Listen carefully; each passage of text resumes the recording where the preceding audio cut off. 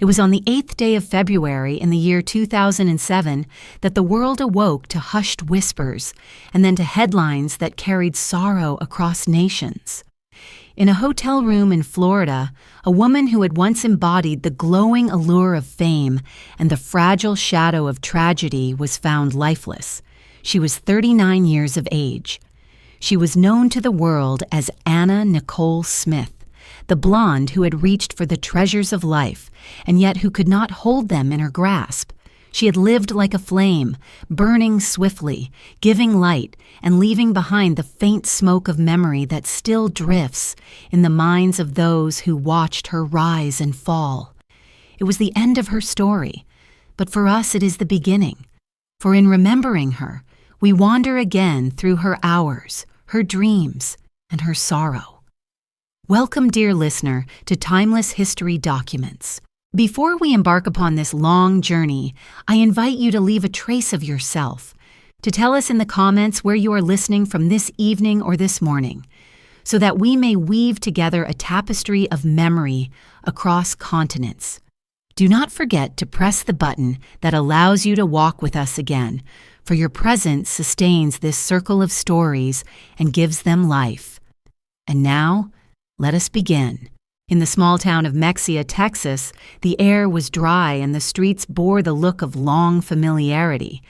It was a place where the days seemed to repeat themselves with a steady rhythm, where the sky was wide, where the horizon seemed to stretch into silence, and where the night carried with it the sound of crickets and the scent of dust. It was here, on the 28th of November in the year 1967, that a child was born and given the name Vicki Lynn Hogan. She was to grow up not with abundance, but with the lean lessons of need, not with luxury, but with the quiet knowledge that the world outside her small town might offer more. She was a girl of ordinary beginnings, and yet within her was a restlessness, a stirring that perhaps only she could feel, a yearning to step beyond the narrow borders that seemed to hem her in. Her childhood was neither charmed nor completely desolate, but it bore the marks of instability. A father absent from her days, a mother whose stern hand and distance left the child to fashion her own inner world. Perhaps it was this absence, this early shadow that carved within Vicki Lynn a hunger to be seen, to be cherished, to be adored by eyes that would not turn away. For children who grow up with a lack of tenderness often dream of creating another kind of world, one where they will be loved without condition. Who can say if this yearning was born in her cradle or later in her restless adolescence? Yet it accompanied her always, like a silent twin. The town of Mexia offered little by way of escape. It was a place where time seemed to pause, where ambitions were often quieted by the routines of daily labor. The houses stood modest, the fields stretched endlessly, and in the evenings the town seemed to settle into itself with a sigh. For a young girl whose eyes were already wandering toward distant stars, this was a world both familiar and suffocating. She went to school, like all the others, but her grades faltered, and her spirit often seemed elsewhere. Teachers might have seen a distracted child, but perhaps what they really saw was a soul already leaning toward some unknown horizon. As she grew into her teenage years, her beauty began to shape her fate. The curves of her body, the glow of her skin, and the openness of her smile began to set her apart. In a small town, beauty can be both gift and burden. It can make one visible in a place where most pass unnoticed, but it can also invite whispers, judgments, and desires that the bearer may not yet understand.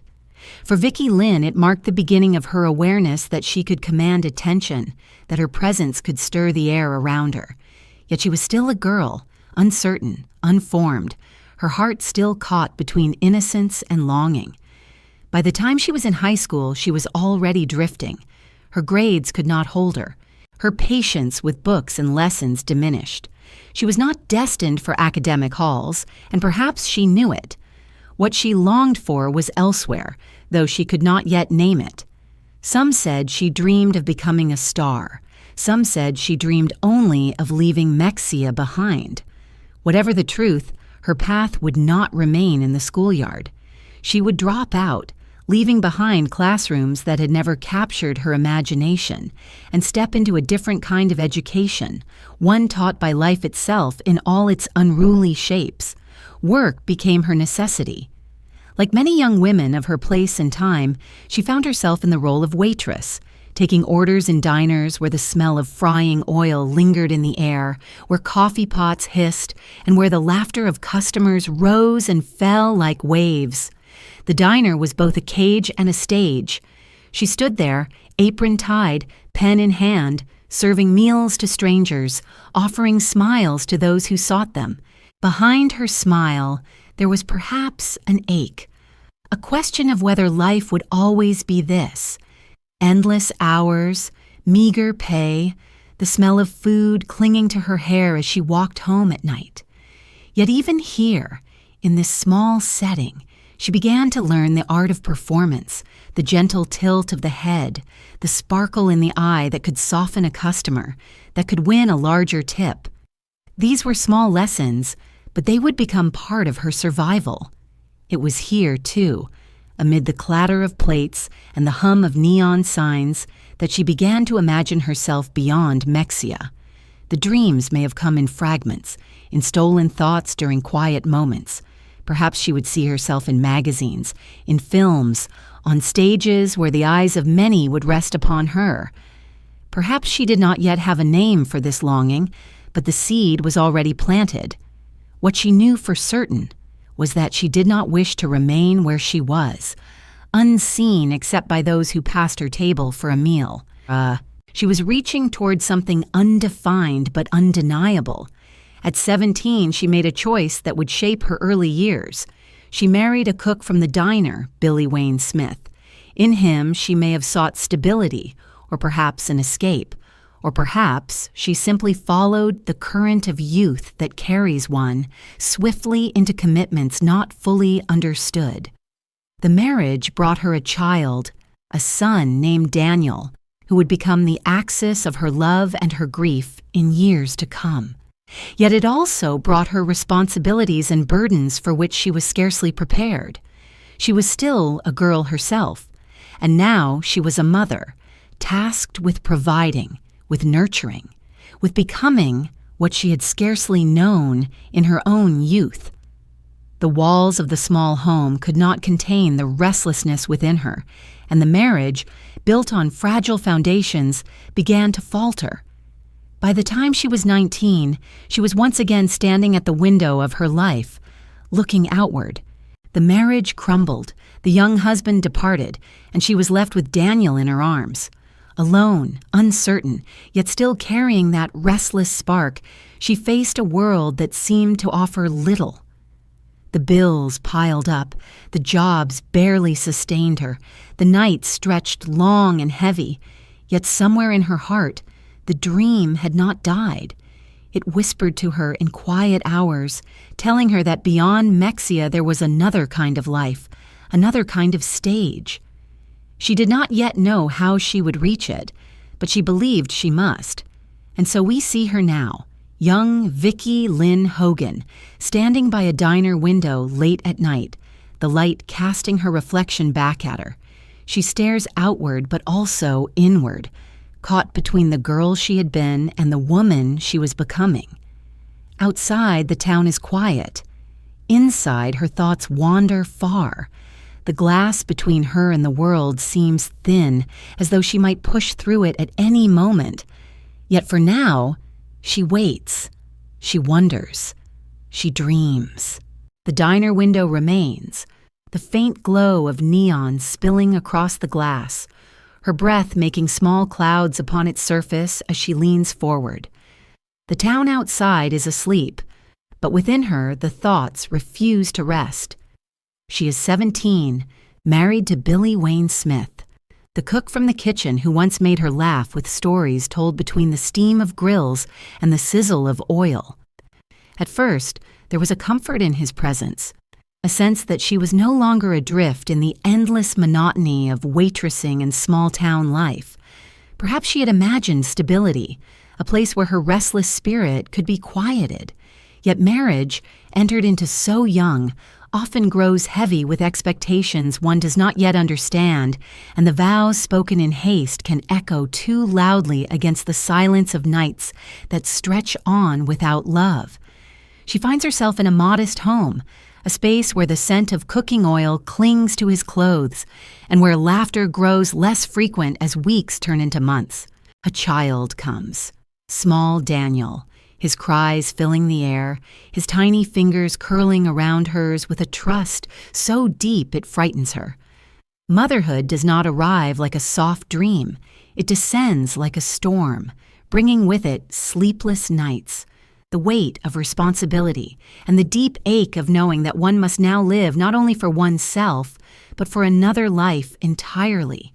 She is still a child herself, and yet she must now be both mother and father, nurturer and provider. What did she imagine when she first tied her life to Billy Wayne?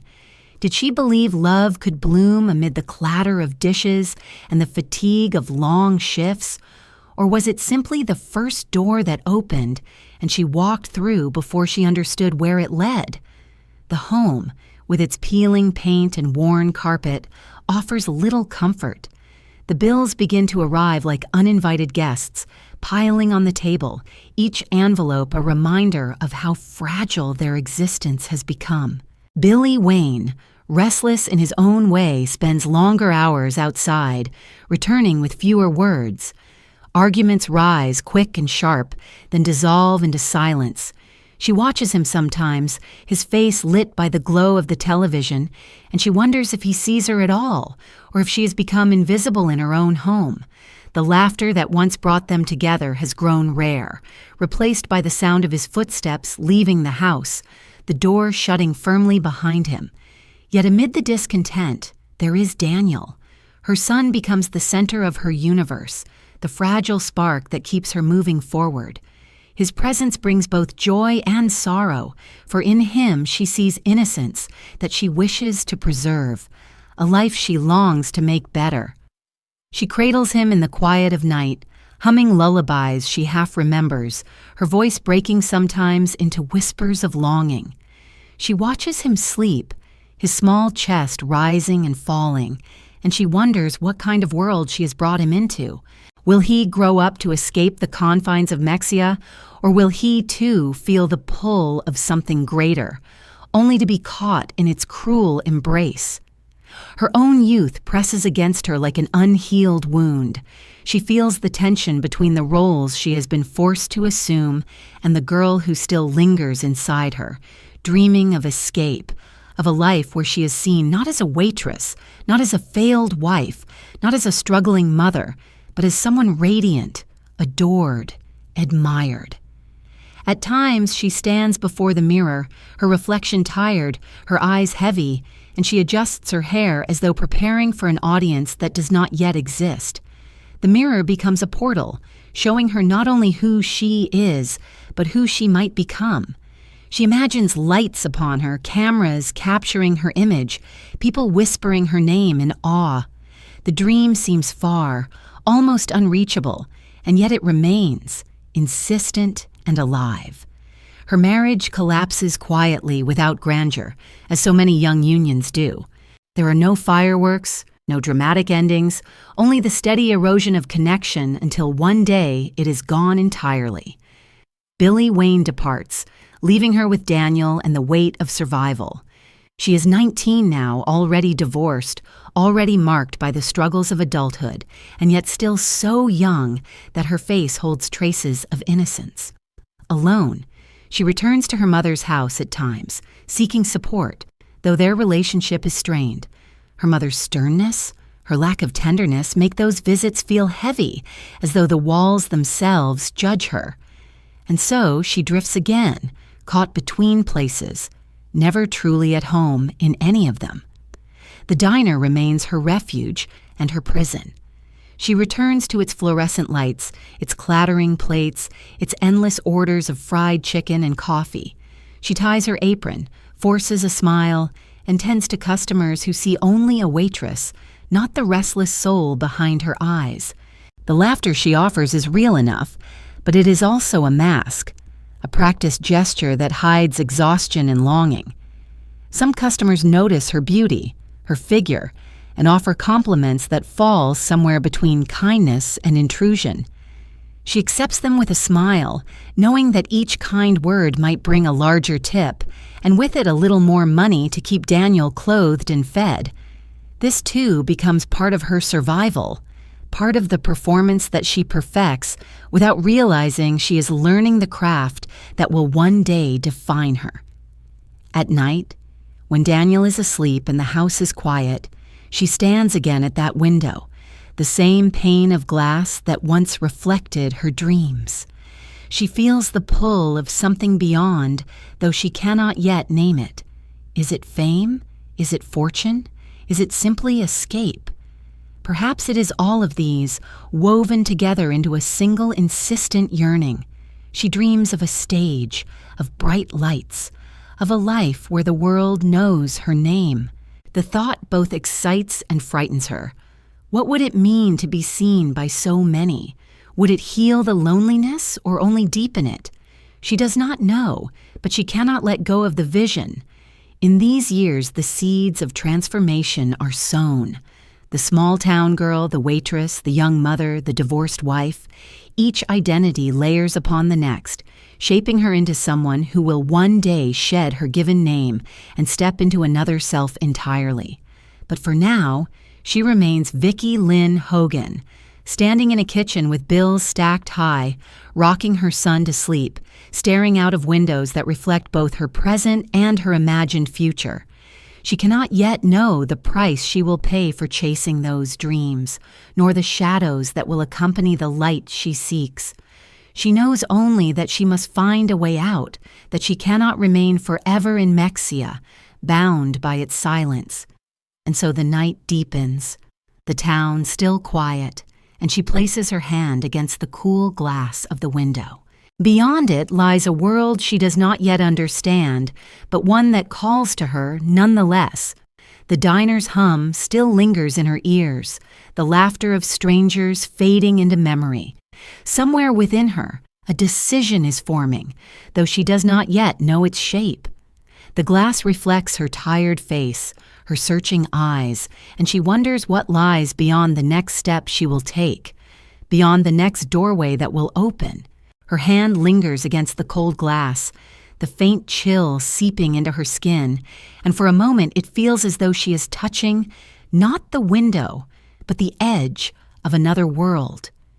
The town outside remains still, the street lamps casting their tired circles of light, moths beating softly against the glow.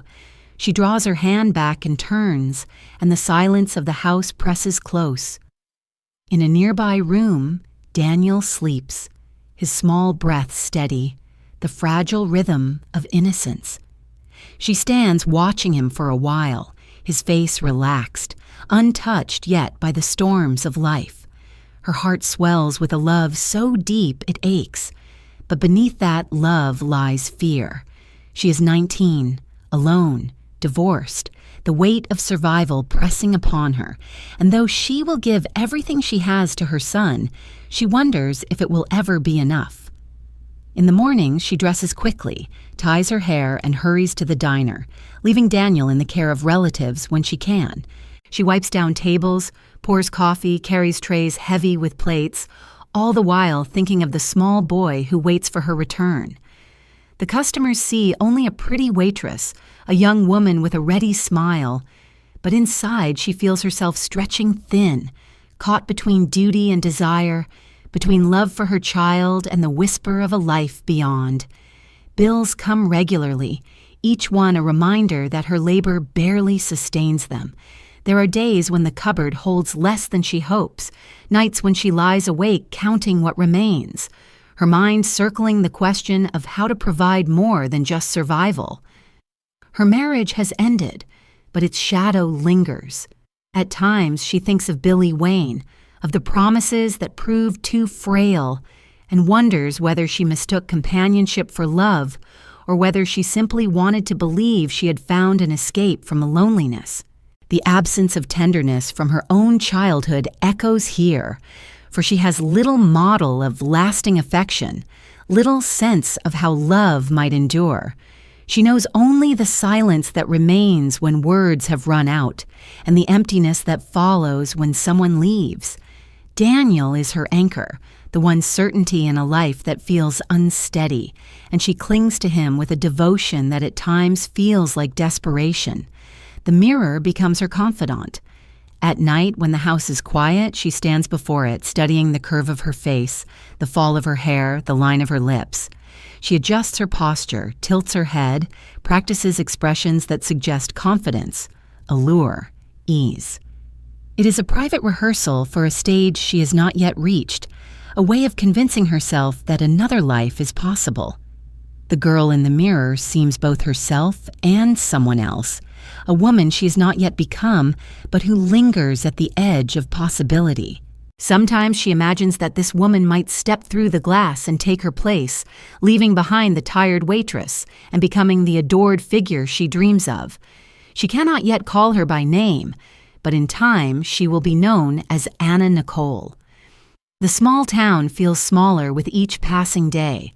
Mexia is both familiar and suffocating, its streets lined with memories she cannot escape. Neighbors watch her, whispering about her failed marriage, her young motherhood, her beauty that seems too radiant for such a place. Some offer kindness, others judgment, but all of them remind her that she is seen through the narrow lens of small-town life. She longs for a place where she can redefine herself, where no one knows her past, where she can step into a new identity without the weight of old expectations. The window she once pressed her hand against becomes a symbol of this desire, the barrier between the life she has and the life she imagines. Opportunities are scarce, but restlessness often creates its own openings. She begins to look beyond the diner, beyond Mexia, searching for ways to support herself and Daniel with more than tips and wages. The possibilities are limited, yet each one stirs a question. How far is she willing to go to escape the narrow path laid before her? She is still young, her beauty undeniable, her presence already magnetic in ways she does not fully understand. Men notice her, some offering flattery, others more tangible promises. She accepts the attention with a mixture of curiosity and caution, aware that it can bring both opportunity and danger. She is learning slowly that her image holds power, though she has not yet grasped the full weight of it. There are moments of tenderness with Daniel that cut through her uncertainty. She watches him play with small toys, his laughter bright, his innocence untouched by the worries that consume her. She feels pride, love, and sorrow all at once, knowing that she wants to give him more than she has. She dreams of a life where he will grow up without hunger, without fear, without the limitations that have bound her. Yet each time she looks at the bills, at the meager balance of her pay, she wonders how such dreams can be made real. Love is abundant, but it does not pay rent, it does not fill cupboards, it does not secure the future. And so the hunger within her grows, not only for herself, but for him. Her reflections deepen. Perhaps, she thinks, her beauty is not merely a surface to be admired, but a tool, a path, a way of reaching something more. In the diner, when men smile at her, when they leave larger tips than the meal requires, she begins to sense that her presence itself carries currency.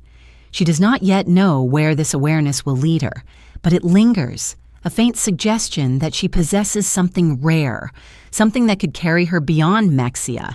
The mirror seems to agree, reflecting not only her weariness, but her potential, showing her a woman who might one day be adorned in lights, who might step onto stages she cannot yet imagine. The nights grow longer, the silence heavier, the sense of waiting more acute. She begins to see her life as divided, the present with its endless cycles of work and struggle, and the imagined future where she is free, admired, perhaps even adored. The space between these two worlds is vast, and yet she feels herself inching toward the threshold. Each day in the diner, each night before the mirror, each quiet hour with Daniel brings her closer to the moment when she will step beyond. She does not yet know that her path will lead her into the dim lights of strip clubs, that the name Vicky Lynn will fade and Anna Nicole will be born, that fame will come swiftly and demand its price. She knows only that she cannot remain here forever, that the glass she presses her hand against will not always hold her back. And so she stands again at that window, the same familiar view, the same tired streets, the same flickering lamps. Daniel sleeps nearby, his small breath steady, and she feels both bound and liberated by his presence. She is anchored by love, yet pushed forward by necessity. Her reflection stares back at her, tired yet restless, ordinary yet touched by a faint light of possibility. The glass feels thinner now, as though one day soon it will break, and she will step through into a life she cannot yet name. The silence of the house surrounds her, the world outside waiting, and she whispers to herself words no one else hears. The decision is forming, the future drawing near, though its shape remains hidden. The glass she presses against seems thinner now, fragile, as though it might splinter with the softest touch. One night she imagines herself stepping through, and when she does, the world beyond is not Mexia's quiet streets, but a dimly lit room heavy with perfume, smoke, and the slow throb of music. She's no longer standing in a diner with an apron tied around her waist, but in a place where shadows and light weave together, where the eyes of strangers follow her every movement. This is how her escape begins, not with a sudden leap into fame, but with the tentative steps that lead her into strip clubs, where the air smells of cheap whiskey, where bills are folded and tucked, and where laughter is both genuine and forced. The transition from waitress to dancer is not sudden, but it is decisive, for here she learns the full weight of the gaze upon her and the power she holds within it. At first, she is uncertain, her movements awkward, her body still shy of its own magnetism. Yet in the dim light, the music masking her hesitation, she begins to shed the girl she was. Vicky Lynn Hogan, waitress, divorced mother, becomes someone else, someone bolder, someone untethered from the judgments of small-town life. She adopts the name that will later become famous, though at first it is simply a mask, a shield to protect the fragile self beneath, Anna Nicole. The name rolls across her tongue like an incantation, conjuring a woman she aspires to be. With each night she spends under the lights, she grows more comfortable in this skin, until the lines between Vicky and Anna begin to blur. The clubs themselves are worlds apart from the quiet of Mexia. Neon signs flicker in the night. The heavy bass seeps through walls, and inside, men gather with hunger in their eyes, their laughter filling the air. The women glide across stages, their movements practiced, their faces painted in layers of artifice, their names chosen like costumes. For some, it is survival. For others, it is performance. For Vicky Lynn, now Anna Nicole, it is both. She learns quickly how to move in ways that captivate, how to smile with just enough warmth, how to lean in close so that desire becomes currency. She is no longer only a waitress earning tips for refilling coffee cups. She is a performer, a creation, her presence itself transformed into something men will pay to witness. Yet beneath the glitter and the masks, she remains a mother. Each night when she leaves the club, the makeup still clinging to her skin, she returns to Daniel, who waits with relatives, his small body curled in sleep. She kisses his forehead, holds him close, and feels the clash of worlds. By night, she is Anna Nicole, radiant and untouchable. By morning, she is Vicky Lynn, weary and struggling, packing lunches, counting change, trying to stretch what little she has. The two lives strain against each other, threatening to tear her in two, yet she cannot let either one go. To survive, she needs both, the mother and the myth, the ordinary and the extraordinary. Her beauty deepens with confidence. The curves of her body, the openness of her smile, the way she fills a room with presence, all become part of her allure. She begins to resemble, in uncanny ways, the figure of Marilyn Monroe, the icon whose shadow lingers over so many who seek fame through beauty. Men remark upon it, comparing her to the long-dead star, and the association pleases her even as it haunts her. Monroe, too, had been a creation, born from ordinary beginnings, sculpted into myth, adored yet undone by the very gaze that elevated her. Did Anna Nicole already sense the parallel? Or did she simply enjoy the intoxicating thrill of being linked to a woman remembered with such fascination? Perhaps it was both. The stage becomes her classroom.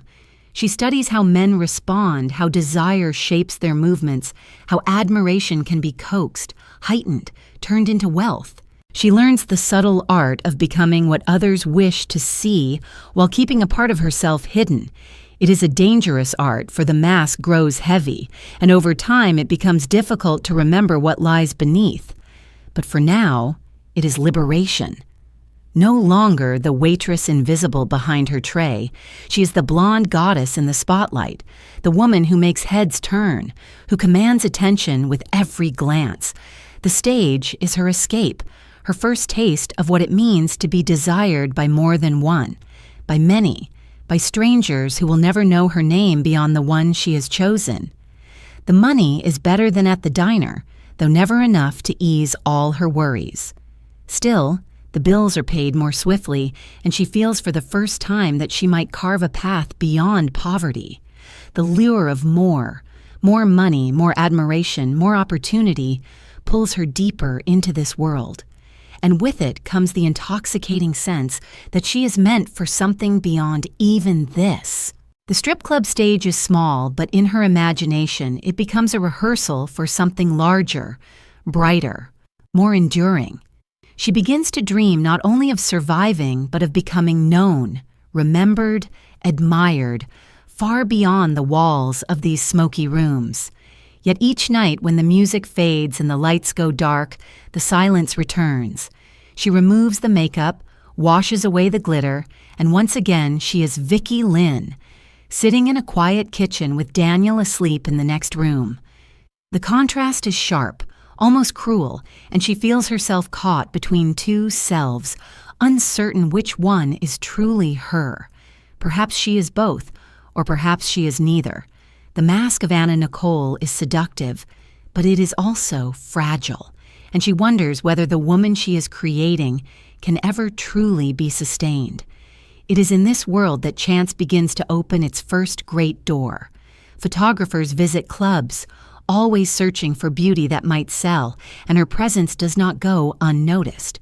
Her resemblance to Monroe, her curves, her charisma, all catch the eye of those who see possibility in her. She is invited to pose, first small shoots, then larger ones, each one carrying her closer to the life she has imagined in her mirror. The camera, like the gaze of the men in the clubs, adores her, but it does so differently. It captures her, freezes her, transforms her into an image that can be carried far beyond the club, far beyond Mexia.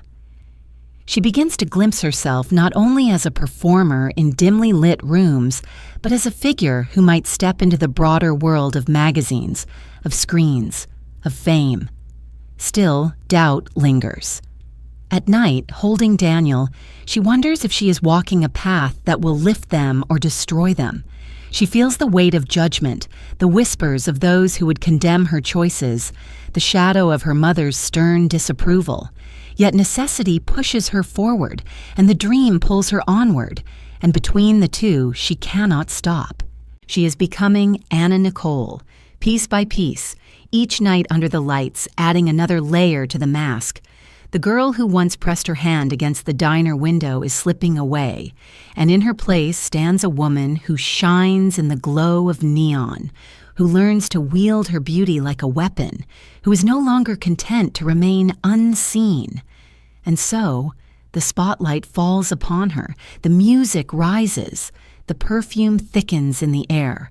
She steps onto the stage, her name already shifting, already taking shape as something larger than herself.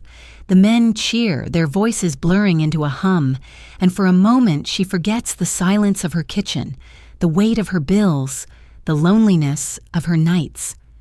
In the glow of the lights, she is someone else entirely, someone who will one day be known to the world. The spotlight lingers, casting her shadow long across the floor, and she wonders what lies beyond its edge, what waits in the darkness just outside its glow. The spotlight lingers, its heat pressing against her skin, her shadow stretching far and long across the wooden floor. When she steps away from its glow, she carries the warmth with her, a reminder that she has been seen, admired, momentarily transformed. Yet beyond the edge of the stage, another light awaits, one far brighter, one that will lift her name beyond dim clubs and into the homes of millions. It comes with the soft click of a camera shutter, with the interest of those who recognize in her not just beauty, but the possibility of an image that will sell, that will captivate, that will burn itself into memory.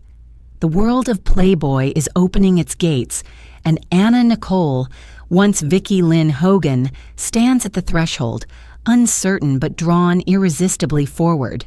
Her first encounters with the camera are tentative. The studio is different from the club, quieter, more focused, the lights positioned not to dazzle but to reveal. The photographer instructs her, adjusting her stance, coaxing her expressions, shaping her into something that exists not in motion but in stillness. At first she feels the awkwardness of being studied so intently, her movements stiff, her smile uncertain. Yet slowly, as the shutter continues its steady rhythm, she begins to find her place within the frame. She tilts her head, softens her gaze, allows herself to sink into the role of the woman she has been practicing in mirrors for years. The transformation is subtle, but undeniable. The lens adores her, catching not only her curves, but the openness of her face, the curious blend of innocence and sensuality that makes her unforgettable. When her photographs reach the offices of Playboy, they stir immediate attention. The editors see in her something rare, something reminiscent of another blonde whose image had become immortal. The comparisons to Marilyn Monroe begin almost at once, and though Anna Nicole does not yet fully grasp their weight, she feels the thrill of being measured against a legend. To be called a new Monroe is to be invited into a pantheon of icons, to step into a myth larger than herself. It is intoxicating, and it frightens her too, for Monroe's story was as tragic as it was luminous. Yet for now, it is enough simply to be seen, to be chosen, to be lifted from obscurity into a world where her name will be printed in glossy ink and her image will be pinned to walls. The magazine spreads bring her into sudden focus. Readers across the country and beyond see her, admire her, talk about her. She is no longer confined to the smoky glow of Texas clubs. She is in living rooms, in bedrooms, in conversations whispered between admirers. The name Anna Nicole Smith begins to carry weight, to circulate with the air of fame. She wins the title of Playmate of the Year in 1993, and with it comes a surge of recognition, a step into a realm where her beauty is no longer merely local currency, but a commodity traded on the scale of culture itself. For a girl who once pressed her hand against a diner window, wondering what lay beyond, it is both a dream realized and a mystery deepened. Is this the life she sought, or only another stage, another mask, another beginning? With fame comes wealth, or at least the appearance of it. The checks are larger now, the opportunities wider. She models for guests. Her voluptuous figure and platinum hair perfectly suited to the brand's blend of glamour and nostalgia. The advertisements spread across magazines, billboards, shop windows, her face, her body, Her very image becomes a language of desire. Strangers recognize her, point her out, whisper her name. She is visible now in a way that both thrills and unsettles her. No longer just Anna Nicole on a stage. She is Anna Nicole Smith. Icon, brand, a creation polished and projected. She buys new clothes, moves into better spaces, tastes the sweetness of luxury that once seemed impossible. And yet, behind the glitter, the old fears remain. The bills, the judgment, the loneliness that fame cannot fully erase. The comparisons to Monroe deepen, and they weigh heavily. She dyes her hair brighter, styles herself in ways that echo the late star, consciously or unconsciously stepping into a legacy both alluring and cursed. Interviewers mention it often, photographers emphasize it, fans repeat it. She smiles when she hears it, proud to be likened to someone adored by so many. Yet in quiet moments, she may have wondered, is she truly herself, or merely a reflection of another woman's ghost? Fame is seductive, but it is also hungry, and it demands not just beauty, but identity. Not just presence, but myth. To be a new Monroe is to court both adoration and tragedy, though she does not yet see how closely her path will follow that shadow. Her son Daniel remains at her side through these years, a quiet witness to her transformation. She dotes on him when she can, offering gifts, affection, and the hope of a life far removed from the struggles of her youth. Yet the distance grows, not always physical, but emotional, as her time becomes consumed by shoots, interviews, appearances. He watches his mother become someone admired by millions, and though he is proud, he also feels the absence of the simple constancy she once gave. Anna Nicole's life is expanding, but with each step forward, she leaves behind pieces of the intimacy that bound them. The guilt is there, unspoken, woven into the fabric of her success. The cameras flash, the applause rises, and she stands at the center of it, radiant, adored, her laughter ringing out like a song. Yet behind the glamour, there is fatigue, a sense that she must continually perform, continually embody the image that others have created for her. She has become famous not only for her beauty, but for her persona, larger than life, extravagant, bold. The public watches not just her photographs, but her every move, eager for both her triumphs and her missteps. She has stepped through the glass and found the world beyond, and it is brighter than she imagined. But it is also harsher, filled with eyes that never look away, with expectations that never soften, with shadows that grow longer the higher she climbs. The world of Playboy and modeling has made her a star, but it has also bound her to an image that is both gift and prison. She is celebrated for her body, for her resemblance to Monroe, for her ability to capture desire in a single pose. Yet what lies beneath remains unseen, unasked. Few wonder about Vicki Lynn Hogan, the girl from Mexia, the mother who once counted coins at night, the woman who still carries loneliness like a hidden wound. They see only Anna Nicole Smith, the blonde bombshell, the modern Monroe, the woman who seemed to want it all. And so she continues, stepping into each shoot, each stage, each flash of the camera, even as the question grows quietly within her, what is the price of being seen this way, and can she pay it? The flashbulbs burst, white light searing her vision, leaving after images that dance in the darkness behind her eyes. The applause fades, the photographers lower their cameras, and once again, she is left in silence. The lights have captured her, but what remains when they go dark? She closes her eyes, the ghost of Marilyn Monroe hovering near, and wonders if she has truly become who she dreamed of, or if she has simply stepped into another shadow, one that will not release her. The flashbulbs fade, their after images still floating like pale ghosts across her vision, and when she opens her eyes, she is no longer standing in front of photographers, but beside an elderly man whose gaze rests on her with a mixture of tenderness and pride. The applause has quieted, yet another kind of attention fills the air. J. Howard Marshall, oil tycoon, aged 89, frail in body yet rich beyond imagining, has entered her life. Their pairing shocks the world, for the age between them seems to stretch like an unbridgeable gulf, and yet here they stand, together, bound by vows that stir laughter in some, outrage in others, and speculation in nearly all. What is this union? Love, transaction, survival, or some mixture of the three? The question will linger long after their voices are silenced. The day of their wedding is bright, the sun spilling across the chapel, the scent of flowers mingling with the faint medicinal air that follows him wherever he goes. He is seated, his body weakened by the years, yet his eyes sparkle when they rest upon her. She, radiant in her gown, looks every bit the icon the magazines have made her, a goddess descending upon an earthly stage.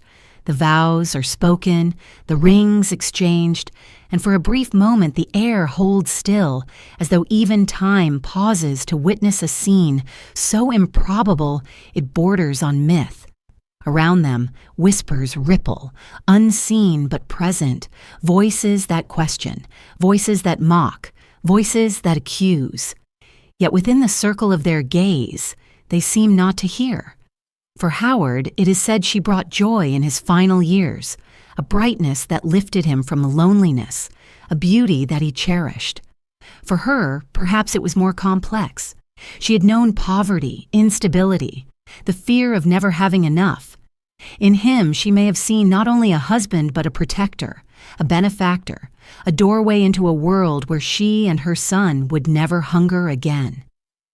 Was there affection? Perhaps. Was there calculation? Perhaps also. Human bonds are seldom simple, and to reduce theirs to one word is to ignore the many shades of longing, need, and desire that shape such choices. Still, the world judged swiftly, branding her a gold digger, a caricature, a blonde who had bartered beauty for wealth. The judgment stung, but she wore it like armor, laughing boldly, deflecting questions with a practiced smile. She had lived her life being watched, and she understood now more than ever how to perform beneath that gaze. The years she shared with him were brief, for his body was already nearing its final chapter. She appeared at his side in public, dazzling in gowns, towering over him like a figure from another realm, while he, frail and aged, seemed both vulnerable and powerful, a man whose wealth could summon such beauty, yet whose body betrayed him. Their appearances together became spectacles, drawing photographers and columnists, feeding the endless appetite of tabloids. She was painted as an opportunist, he as a man blinded by desire. Yet in the quiet moments between them, away from the eyes of others, perhaps there was tenderness, laughter, even love in some form that only they could understand. The world prefers simple stories, but reality seldom obeys. In 1995, just over a year after their marriage, Howard Marshall died. The funeral carried the scent of lilies, the murmur of hymns, and the weight of inevitable speculation. She wept, whether from grief, fear, or both, none could say. His passing left her not only widowed, but thrust into a battle that would define much of her remaining life. For though she had been his wife, she was not named as heir in the vast estate he left behind. What might have been a secure future became instead a labyrinth of courtrooms, lawyers, and endless appeals. She claimed promises had been made, that she was meant to inherit, that she had given herself in devotion and was owed in return. His family, particularly his son, denied her, branding her manipulative, unworthy, an interloper. Thus began the long war over billions, a war that would drag her through the mud of public opinion and exhaust her spirit in endless legal proceedings. The courtroom became her new stage, but unlike the glamour of modeling or the neon glow of clubs, this stage was harsh, unyielding, indifferent to beauty. She sat at tables draped in legal pads and thick files, her figure clad not in satin but in sober suits, her face often weary beneath the lights.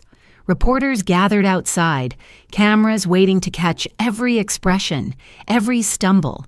She was mocked, vilified, and yet defended by some who saw in her not greed but desperation, not calculation but survival. The battle over Howard Marshall's fortune became not only about money but about identity.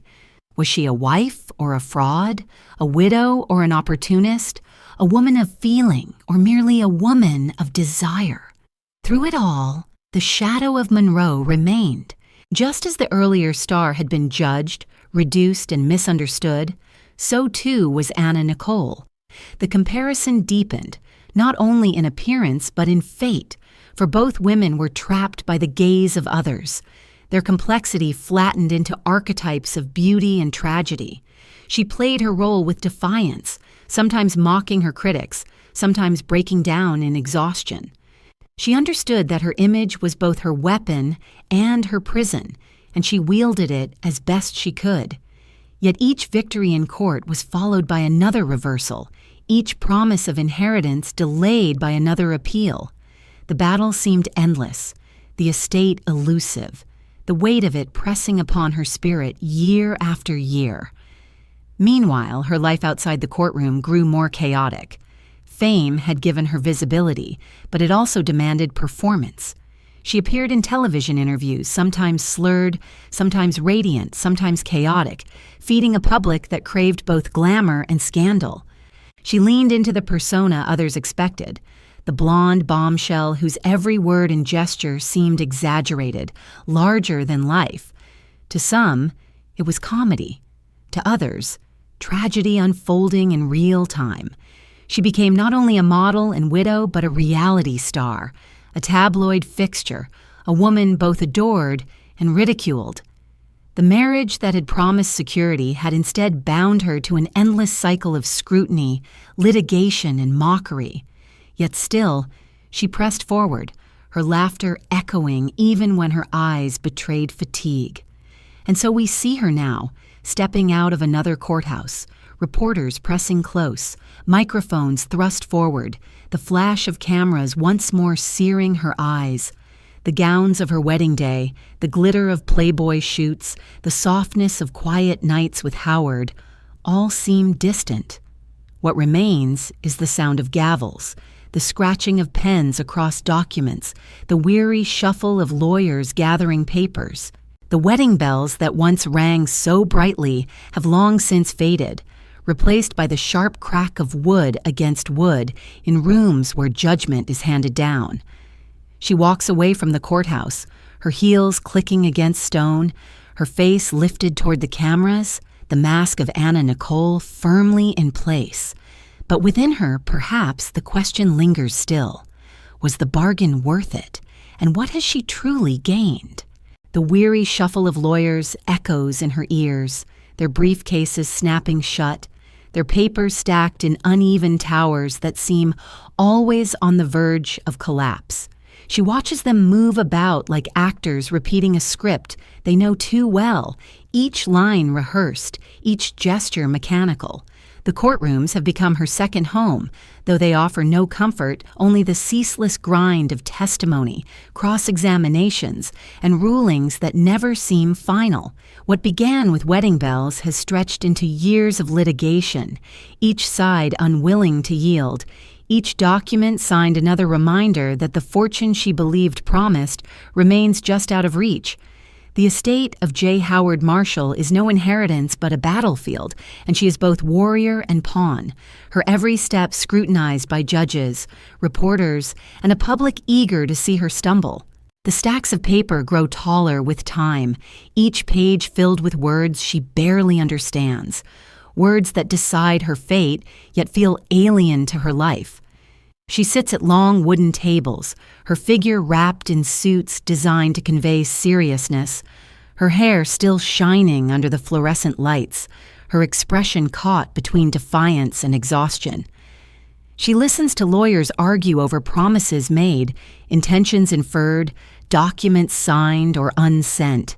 She hears her name spoken in tones of disdain, painted as manipulative, greedy, undeserving. Sometimes she responds with laughter, bold and mocking, a shield against the sting. At other times, her eyes drift, weary, to the ceiling, as though searching for a sky she cannot see. The press waits outside each day, their cameras clicking the moment she emerges, eager for a slip of the tongue, a stumble of the heel, a glance that might be interpreted as weakness. They shout questions at her, their voices rising like a swarm of insects, and she pushes through, head held high, lips painted, smile practiced. She knows they will twist whatever she says, that her image has long been decided in their eyes. To them she is a caricature, the blonde who married an old man for his fortune, the widow who turned grief into litigation. They rarely speak of her as mother, as daughter, as woman. They want spectacle, and she delivers it. Sometimes willingly, sometimes because it is the only shield she has. Inside, the years drag on. Appeals are filed, rulings overturned, judgments delayed. The promise of billions becomes not a gift, but a curse, binding her life to court calendars and legal arguments, trapping her in a cycle she cannot escape. Each victory is fleeting, each setback crushing, and through it all she remains in limbo, neither secure nor destitute, suspended in a space where wealth is always near, but never hers. For some, the battle might have been abandoned long ago, but for Anna Nicole, it becomes a matter of survival and of pride. To surrender would be to admit that the whispers were right, that she had reached too high, that she had gambled on a future she could never claim. So she persists, even as the fight erodes her strength. Daniel grows during these years, his face shifting from childhood softness to the sharpness of adolescence. He watches his mother with a mixture of love and distance, proud of her boldness yet wary of the chaos that surrounds her. She gives him what she can, offering gifts, affection, and promises of better days. Yet he sees her weariness, her dependence on pills to sleep, to rise, to endure. He knows that behind the laughter she offers the cameras lies a woman stretched thin, haunted by losses both spoken and unspoken. Their bond is strong, but it is strained by the demands of her public life, by the constant storm of attention that follows them wherever they go.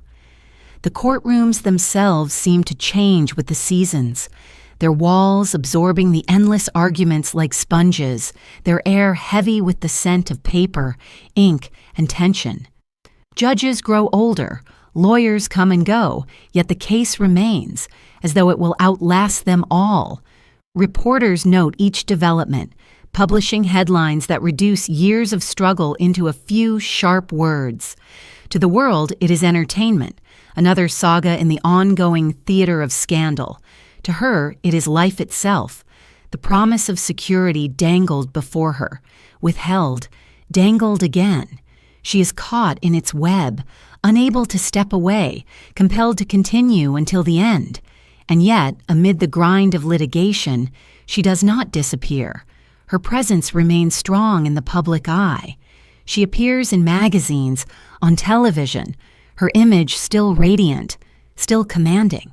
She cultivates her persona, larger than life, exaggerated, bold. She jokes, she stumbles, she laughs at herself, feeding the tabloids with material even as she resents their hunger. She becomes both star and spectacle, adored by some, ridiculed by others, watched by all. Her legal battles become part of her narrative, woven into the story of a woman who refused to be silenced, who fought for what she believed was hers, regardless of the cost. But the cost is heavy. The strain of years in court, the endless media scrutiny, the constant need to perform, all of it begins to show. Her body grows heavier, her movements slower, her dependence on pills more pronounced. She hides the fatigue behind makeup and laughter, but those close to her see it clearly. She is fighting not only in court, but within herself, battling the weight of expectation, the ache of loss, the gnawing fear that perhaps she will never escape the shadow of ridicule. The mask of Anna Nicole remains dazzling, but beneath it, Vicky Lynn still lingers, weary, longing for rest. At night, away from the cameras and the courtrooms, she sits in quiet rooms, the papers stacked around her like walls, and wonders if it will ever end. She remembers Howard, frail and smiling, remembers the promises whispered, the security she believed was hers. She remembers the laughter they shared, the companionship that, however brief, had lifted her from loneliness. She wonders if she has miscalculated, if she has chased a dream that will never be realized, if she has sacrificed too much for a future always just beyond reach. The silence answers her with nothing but the rustle of papers shifting in the air. And still, she persists. The next morning, she rises, dresses, walks again into the courthouse, the cameras flashing, the microphones thrust forward. She sits again at the long table, listens to the arguments, watches the lawyers shuffle their endless papers. The sound of gavels echoes in her ears, sharp and final, yet never truly conclusive. She knows this battle will not end quickly, that it may never end at all.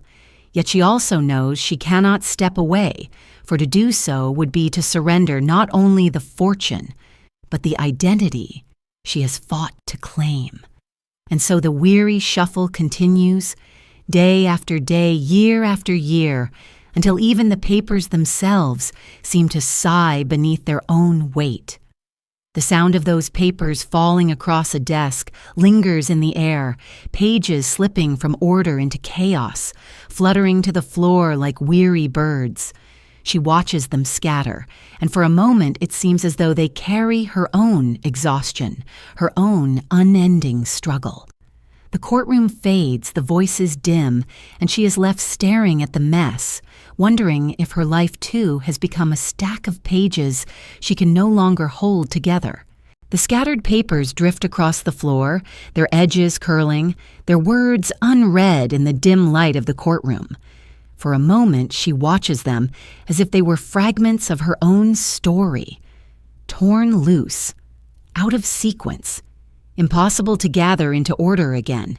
The lawyers bend to collect them, their hands swift, their faces stern, but the image remains in her mind even as she walks away.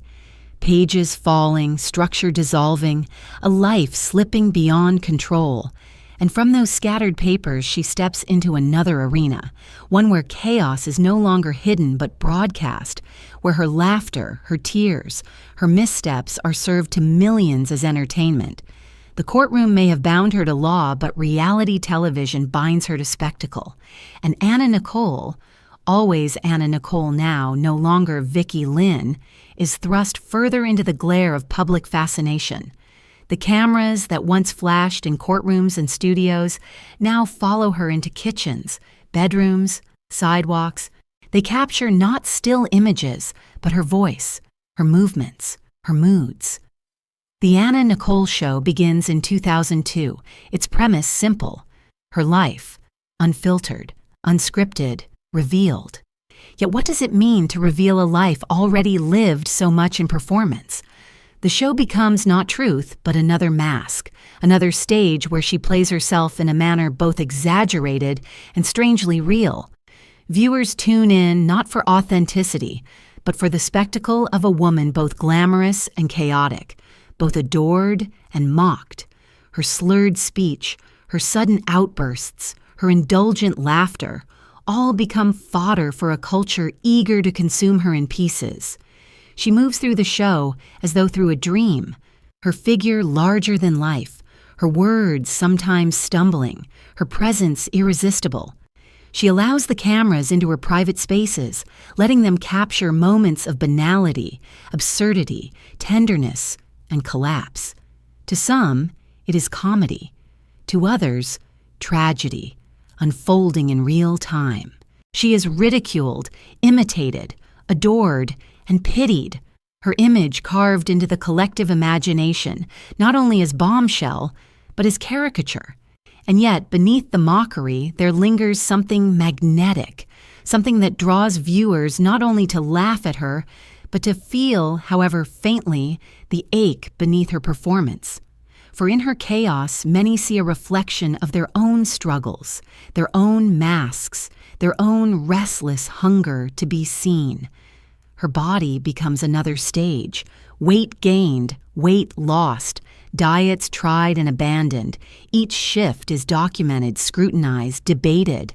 She jokes about it, sometimes embracing the excess, sometimes lamenting it, always aware that her body is no longer simply her own, but public property, a canvas upon which others project their judgments and desires.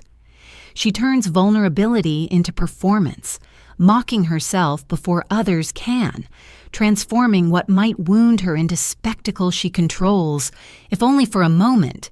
Yet the laughter does not erase the toll. Her dependence on pills grows, her health falters, her energy wanes. Still, she presses on, for the cameras demand it, and the cameras are her currency. The show captures her entourage as well, friends, assistants, companions who orbit her like satellites, each with their own motives, their own roles in the drama. Some care for her, some exploit her, some simply drift in the glow of her fame. The lines between loyalty and self-interest blur, as they so often do in the world of celebrity.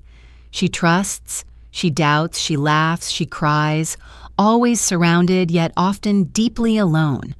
The cameras capture her loneliness as much as her excess, though few viewers pause to see it clearly. In the spectacle of her life, the quiet ache is easily drowned by the noise.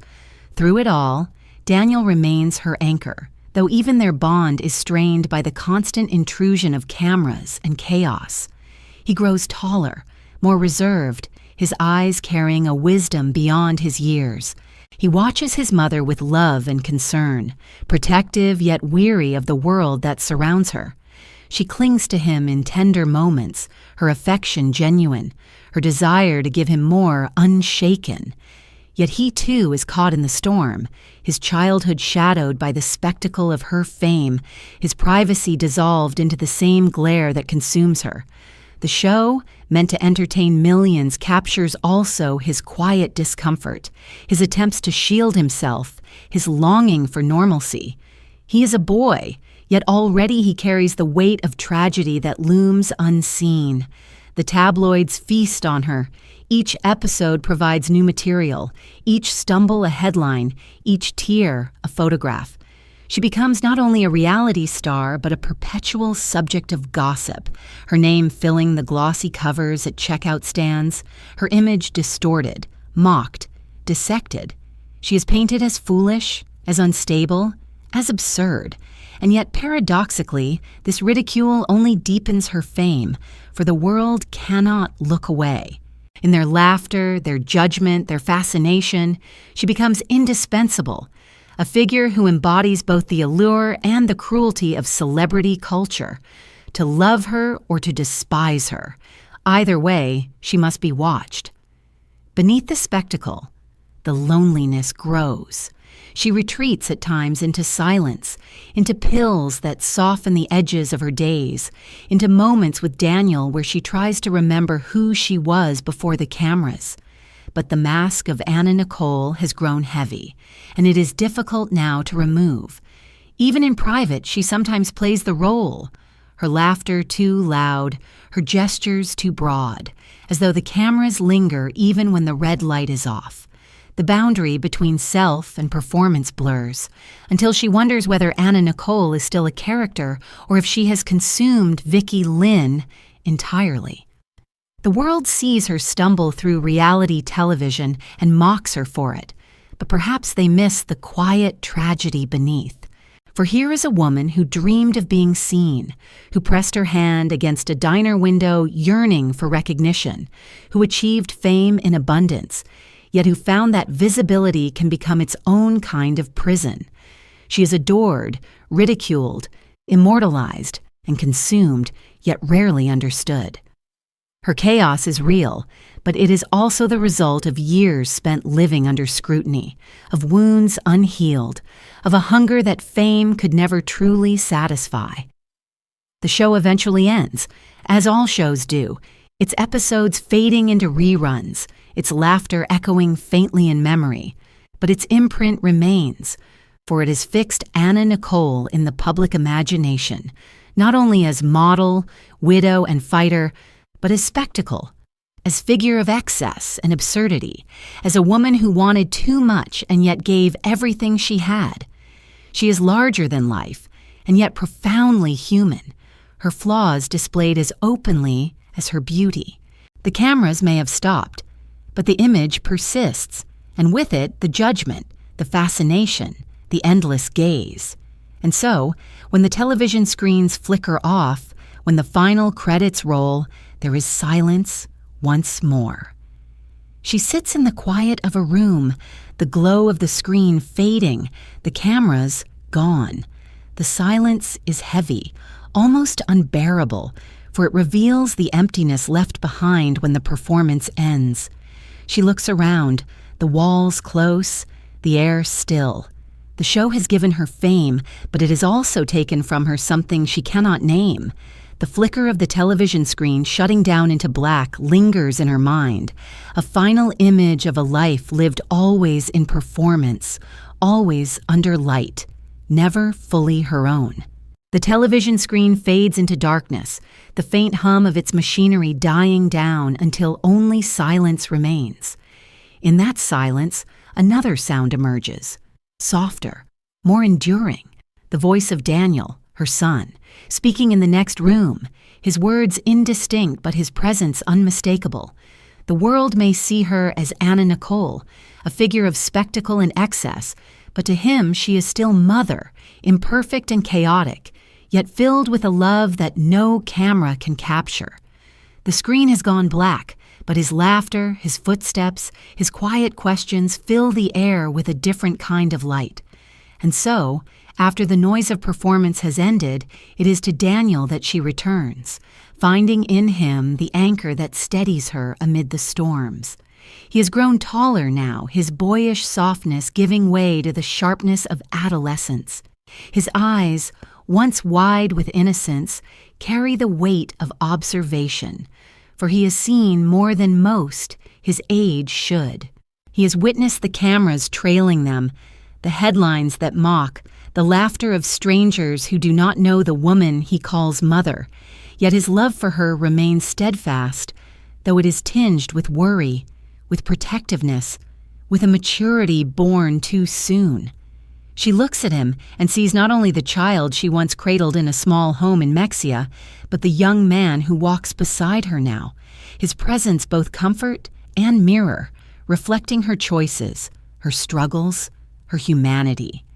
Their bond is private, existing in the spaces between performances, in the quiet moments unrecorded. She watches him eat breakfast, his hair tousled, his voice still carrying traces of youth. She drives him to school, her laughter filling the car as she tells stories, some exaggerated, some real, all meant to amuse him. They watch movies together, share meals, argue, reconcile, live a life that is both ordinary and extraordinary. For in these moments, she is not the woman on magazine covers or television screens. She is simply his mother, and he is simply her son. It is in these moments that she finds herself most fully, most authentically, even as the world beyond their door demands another mask, yet the weight of her public life presses upon him as well. At school, he is known not only as Daniel, but as the son of Anna Nicole Smith, a name that carries both fascination and ridicule. He is asked questions, teased, admired, pitied. He learns early what it means to live in the shadow of fame, to bear the burden of another's image. His quiet nature becomes a shield, his reserve a way of protecting himself from the gaze that never turns away. She sees this in him and feels both pride and sorrow. Pride that he has grown strong, sorrow that he must. She wishes she could give him a life free of such weight, but she knows it is beyond her power. Their love, though deep, is not without tension. Her chaos sometimes overwhelms him. Her dependency on pills, her unpredictable moods, her exhaustion after long days. He worries, though he rarely says so, watching her with the keen perception of a child who has grown used to instability. She senses his worry, and it cuts her, for she wants to be strong for him, to be his protector, his source of safety. Yet she also knows that at times he is the one who steadies her, the one who reminds her of what matters most. Their roles blur, mother and son caring for each other in ways neither fully names. It is a bond born not only of love but of survival, fragile yet unbreakable. She speaks often of her dreams for him. She wants him to have what she never had: stability, education, freedom from judgment. She imagines him walking paths far from her own, building a life untouched by the chaos that surrounds her. She tells him these dreams, her voice filled with both hope and apology, as though by naming them she can give them weight. He listens, nods, smiles, yet perhaps he already knows that his path too will be marked by the shadows of her fame, that escape from such inheritance is never simple. Still, he remains by her side, offering quiet loyalty, his presence the one constant amid her shifting worlds. The cameras, of course, cannot resist capturing their bond. Photographs of them together appear in magazines, Daniel at her side, sometimes smiling, sometimes solemn. To the public, he is another figure in the spectacle of her life, another character in the ongoing drama. But to her, he is the center, the grounding presence, the reason she continues to fight, to perform, to endure. She holds him close in photographs, her arm around him, her eyes shining with a tenderness that no mockery can erase. These images, though consumed by tabloids, hold a truth deeper than gossip. They reveal the fragile humanity at the heart of her spectacle, the love that threads through even the most chaotic of days. In private, she tells him stories of her own childhood, of Mexia, of the loneliness she carried, of the hunger for something beyond. She wants him to know where she came from, to understand the choices she has made, to see her not only as mother, but as woman. He listens, sometimes quietly, sometimes with questions, sometimes with the impatience of youth. She wonders what he thinks, what he feels, what he will remember of her. Will he see her as strong, as flawed, as both? Will he carry her chaos as burden, or her love as gift? These questions linger in her, unanswered, as she watches him grow. The years pass, and their bond deepens even as the storms around them grow louder. Courtrooms, cameras, tabloids, performances, all continue, yet through it all she clings to him, and he to her.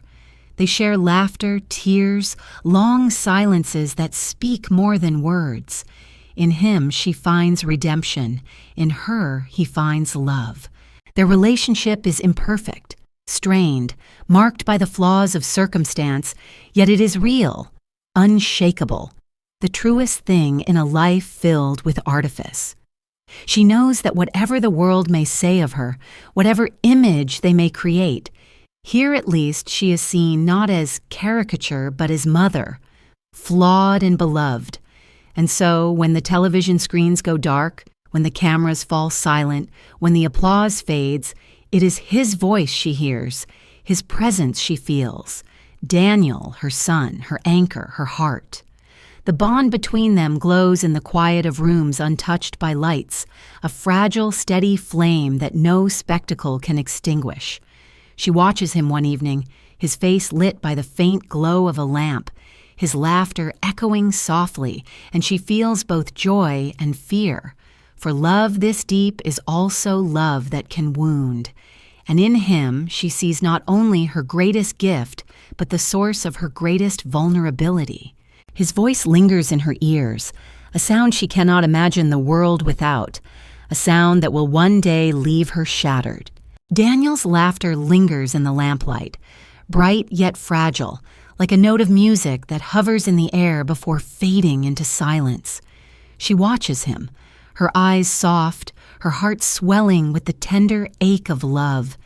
In him she sees her reason, her anchor, the proof that amid the chaos of her life, something pure and steady has endured. Yet joy often walks close to sorrow, and in her story the two are never far apart. For even as she clings to the sound of his laughter, the shadow of loss gathers unseen, preparing to strike with a cruelty no mother should endure. The bond that has carried her through will soon be shattered, leaving a silence so vast it will never be filled again. The months before his death are marked by both anticipation and exhaustion. She is pregnant once more, awaiting the arrival of her daughter, a new life that she hopes will bring renewal, perhaps even redemption. She prepares with the same mix of hope and uncertainty that marked Daniel's birth years before. Her body heavy, her emotions unsteady. She speaks often of the baby to come, imagining a family where Daniel, now nearly grown, will stand as protective brother, a guardian of the little one's innocence. She dreams of joy returning, of laughter filling her home, of a future in which the storms that have followed her might finally soften. Daniel, though reserved, shares in her anticipation, his quiet presence a steady reassurance. The day arrives in September of 2006. In a hospital room in the Bahamas, she brings forth her daughter, a tiny infant with delicate fingers, her cry sharp against the sterile air. The room smells of antiseptic and flowers brought by friends, the sounds of machines steady in the background. Nicole, weary yet radiant, cradles the newborn, her smile wide, her eyes shining with exhaustion and joy. Daniel arrives soon after, stepping into the room to meet his sister, his face lit by a rare brightness. He leans close, gazes at the tiny bundle, and his hand, now grown large, rests gently against the infant's head. The moment is tender, fleeting, a glimpse of the family she has longed for. In that instant, it feels as though life has given her a new beginning, a balance of past and future, sorrow and hope. But the balance does not hold. 3 days later, Daniel is gone. He dies suddenly in that same hospital room, seated in a chair near his mother's bed, the cause a mixture of medications that still stir speculation. He is only 20 years old. The silence that follows is absolute, a silence that shatters the fragile joy she held only hours before. She wakes to find him lifeless, the laughter she once cherished replaced by a stillness too cruel to bear. Her scream fills the room, raw, unrestrained, the sound of a mother's soul breaking.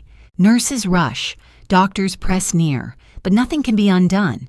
Her son, her anchor, her heart is gone, taken not by slow illness or distant fate, but suddenly, brutally, in the very room where new life had just begun. The grief is immeasurable. She clutches his body, weeps against him, refuses to let go. Her cries echo down the sterile corridors, carrying the weight of every sorrow she has ever known.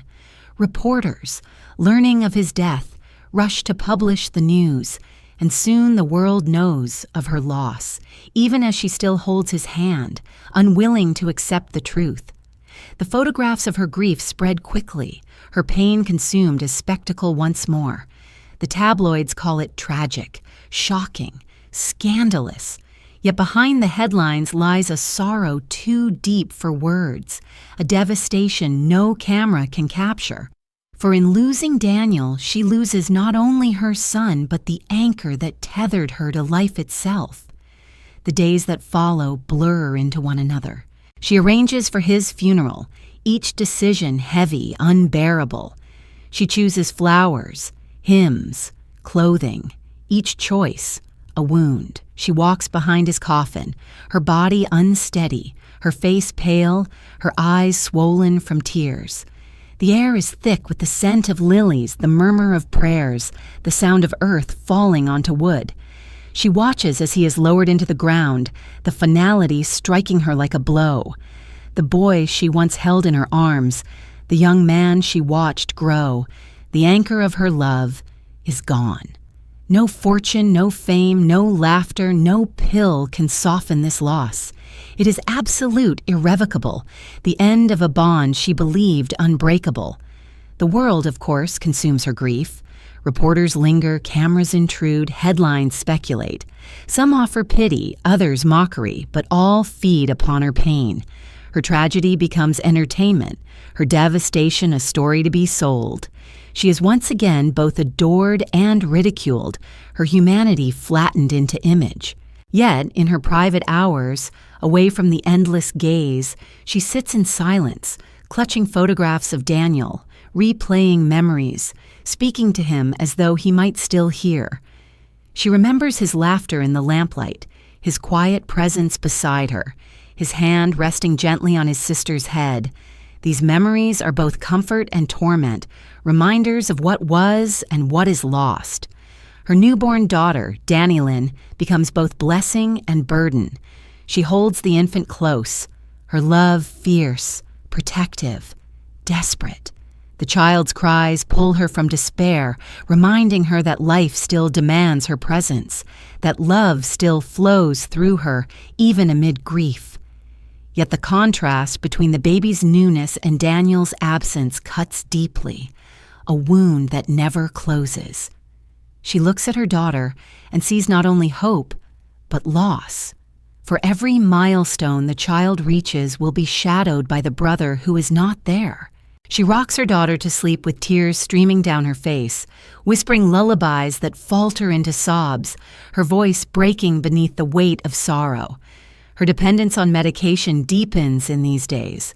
Pills to sleep, pills to rise, pills to numb the unbearable ache. She drifts through hours, her body present but her spirit fractured. Friends and companions circle her, some offering comfort, others seeking advantage, but none can truly reach the depths of her grief. She is surrounded yet alone, her pain so vast it isolates her, cutting her off from the very world that watches so intently. The cameras continue to capture her, but what they record is only surface, only fragments of a woman shattered by loss. She speaks of Daniel often, her words alternating between love and disbelief. She cannot fully accept that he is gone, cannot reconcile the image of his laughter with the silence he has left behind.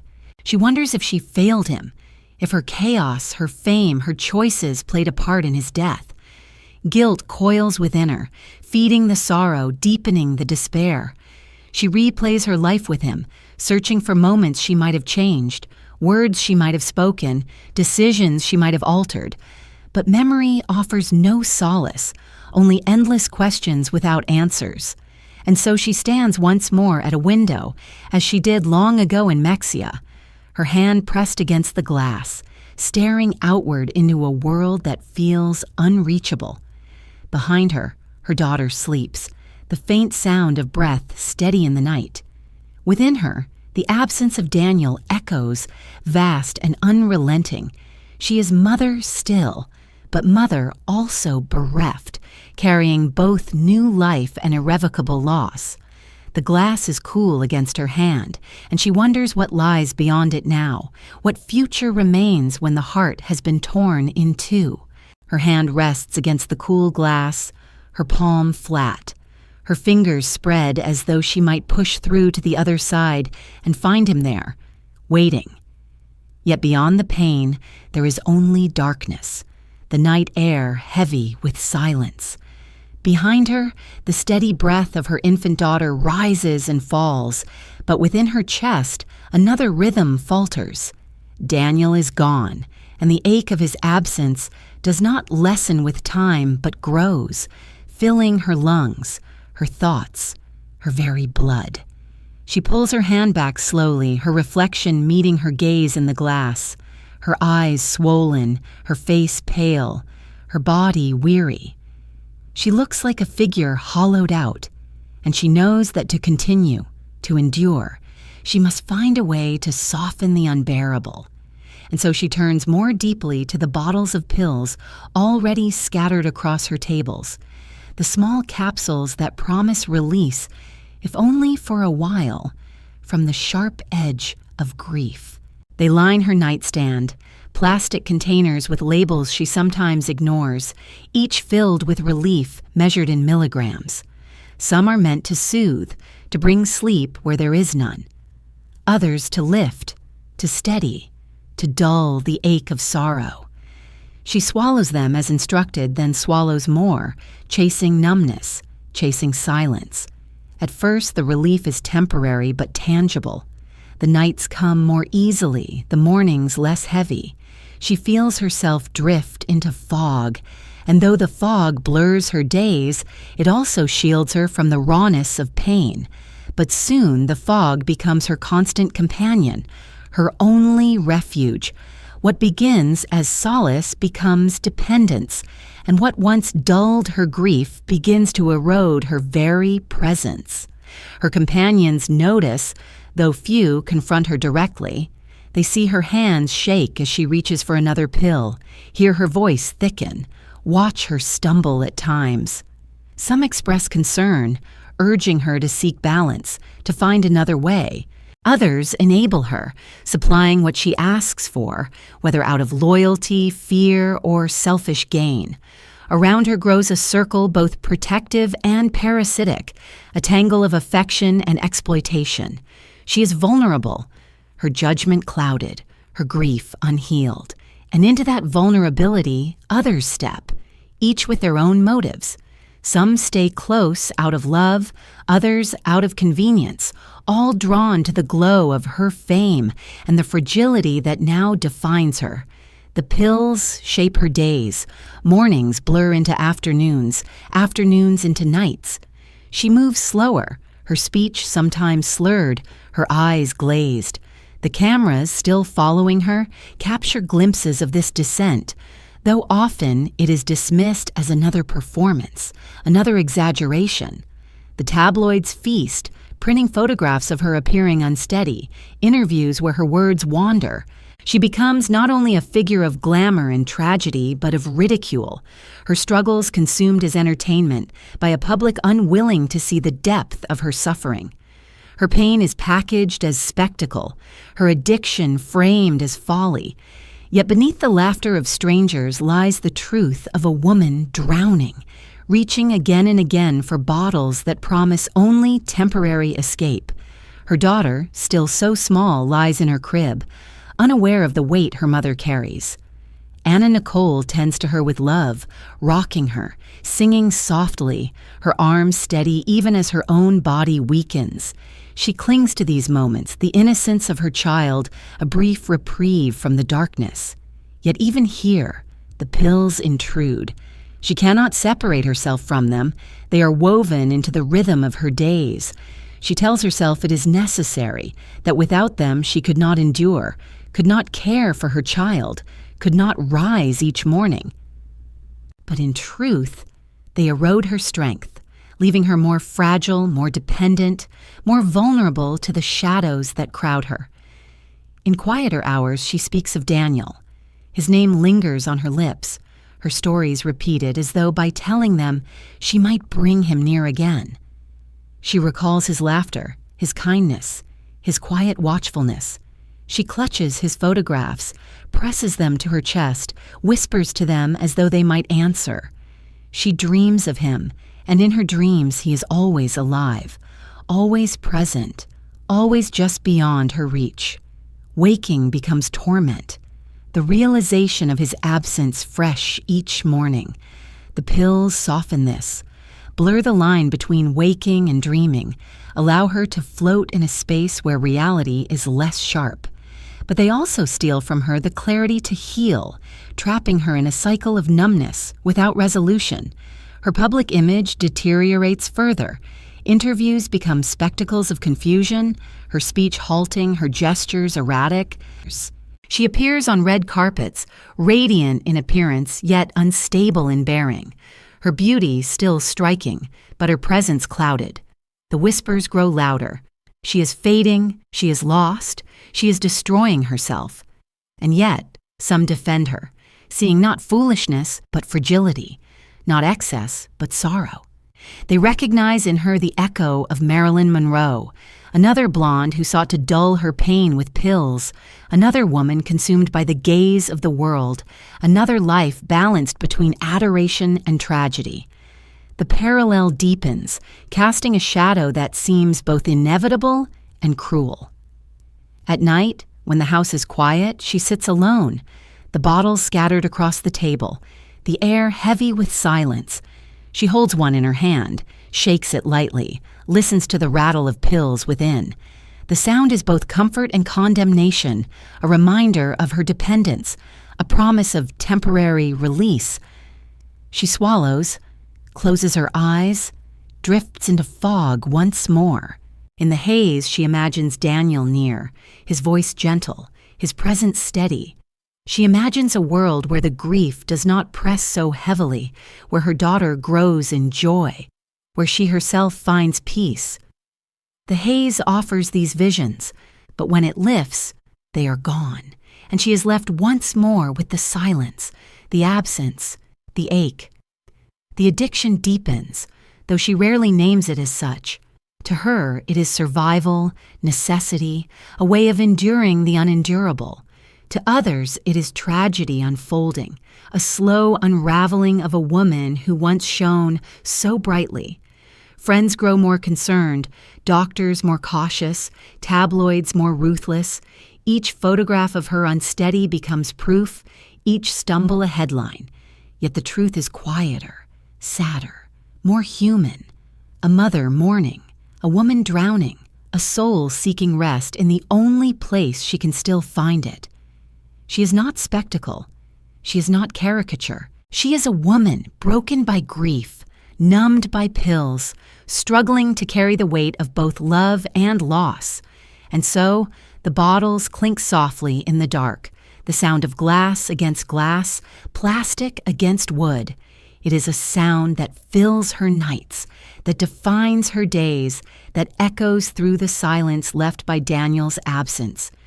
She drifts again into haze, her body heavy, her eyes closed, her breath steady. Outside, the night deepens, the world unaware of the quiet collapse within these walls. The bottles remain on the table, their labels blurred in the dim light, their promise both salvation and destruction. And in that sound, soft, repetitive, inescapable, her story turns once more, deeper into shadows that will not release her. The bottles clink softly in the dark, their hollow sound fading into the silence of the room. And yet outside those walls, the world does not sleep. Flashbulbs wait like restless stars, photographers crouch in hedges, and the tabloids sharpen their pens. The clink of pills within her private space is answered by the click of cameras without, two sounds that together compose the strange rhythm of her days. She seeks refuge in the fog of medication, but the world insists on watching, insisting on turning each stumble, each slurred word, each moment of weariness into spectacle. The house that should have been sanctuary becomes stage, the sidewalks outside arenas, and wherever she goes, the gaze follows, unblinking, relentless.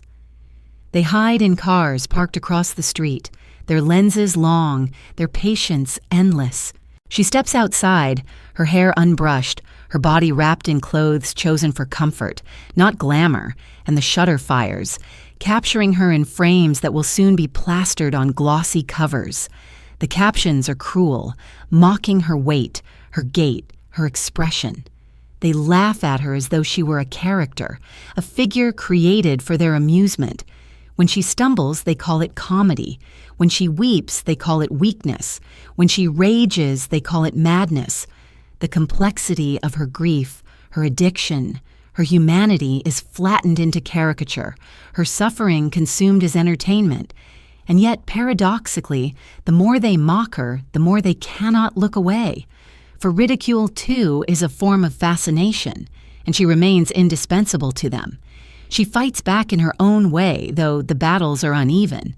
Sometimes she laughs at herself, exaggerating her gestures, leaning into the absurdity, as if to reclaim control of the narrative. Other times she lashes out, her anger sharp, her frustration boiling over. She sues tabloids, she confronts reporters, she tries to assert boundaries. But the gaze is insatiable, and each attempt to push it away only draws it closer. The spectacle feeds upon itself, growing larger, louder, until her image seems no longer her own. She is trapped in a hall of mirrors, each reflection distorted, each headline another layer of mask, until even she is unsure of the face beneath. The show that once broadcast her chaos has ended, but the tabloids continue the performance without pause. They construct narratives of her as clown, as addict, as tragic figure. Her every move is framed within these roles, and she finds little escape. In airports, in stores, even in courtrooms, the cameras follow, the questions fly, the judgments are made. She is a woman in mourning, a mother struggling, a human being unraveling, but to the world she is merely Anna Nicole, a character in the ongoing play of Scandal. The gaze consumes her, and she, weary yet unable to withdraw, continues to perform beneath it, whether willingly or not. Her body remains central to this spectacle. Once celebrated for its curves, now it is scrutinized with cruelty. Photographs of her weight gain are splashed across covers, her appearance dissected, mocked. Diets are speculated upon, surgeries rumored, her flesh treated as public property to be measured and judged. She jokes about it at times, deflecting with laughter, but the wounds cut deep. She has always known her beauty to be her currency, and to see it mocked is to feel her worth diminished in the eyes of the world. The shadow of Monroe lingers again, for Marilyn too was consumed by the gaze, her body both adored and exploited, her identity reduced to image. Anna Nicole lives the same paradox, adored yet ridiculed, visible yet unseen. Her entourage shifts around her, figures moving in and out, some loyal, some opportunistic, all caught in the swirl of her fame. They too are scrutinized, their roles in her life speculated upon, their motives questioned. Who cares for her? Who exploits her? Who profits from her pain? The answers blur, and she herself may not always know. Her vulnerability draws both protectors and predators, and the lines between the two are never clear. She leans on those around her, needing support, yet often finds herself betrayed, her trust eroded. In this circle of companions, affection and manipulation coexist, leaving her both comforted and endangered. Through it all, she tries to hold on to her daughter. The child grows, her presence a source of light amid the darkness, her innocence a reminder that love still exists, pure and untainted. Anna Nicole holds her close, shields her from cameras as best she can, sings to her softly in the quiet of night. She wants to protect her daughter from the gaze that has consumed her, to give her a life free from spectacle. Yet she knows it is nearly impossible, for the tabloids circle even the infant, speculating about paternity, printing photographs, turning her birth into scandal. The cycle continues, and the weight of it threatens to crush the very bond she seeks to preserve. Her grief for Daniel remains raw, woven into every day. The tabloids exploit this, too, publishing stories about her mourning, her breakdowns, her dependence on pills. They photograph her at his grave, her body bent, her face wet with tears, and present it as drama rather than sorrow. They reduce her devastation to headline and image, stripping it of humanity, feeding upon her pain. She knows they watch even here, in the sacred space of loss, and yet she cannot escape them. She whispers to Daniel at his resting place, telling him of her love, her regret, her longing. The cameras click behind bushes, their sound like insects, intruding even upon her grief. At times she retreats, closing the curtains, shutting out the light, surrounding herself with silence. But even here the gaze lingers, for the world speculates endlessly about her absence. If she disappears, they invent stories. If she appears, they mock her presence. There is no escape, only endless scrutiny, endless consumption. She has become a figure of obsession, her humanity secondary to the spectacle she provides. And yet, beneath it all, she remains a woman mourning her son, loving her daughter, struggling to endure. The tabloids may distort her, but the truth persists, quiet and unseen. And so, when the shutters fire once more, their sound sharp in the night, she closes her eyes and imagines silence. She imagines a world where she can walk unseen, where her grief is private, where her love is not spectacle. But when she opens her eyes, the flashes still burst, white and blinding, their after-images lingering like ghosts. The sound of the shutters echoes in her ears, relentless, inescapable, like insects humming in the dark. She turns away, but the sound follows, a reminder that even in her most fragile moments, she is never free from the gaze. The sound of camera shutters hums in her ears, a mechanical chorus like insects in the night, relentless and unyielding. Their echo follows her even into mirrors, for she cannot look at her reflection without imagining how it will be captured, judged, transformed into a headline. Beauty has always been her gift, her currency, her armor, and yet it has also become her prison. She studies herself in the glass, tilting her head, adjusting her hair, painting her lips, but beneath the ritual lingers doubt. Is she still radiant, still worthy of the gaze, or has the glow already begun to fade?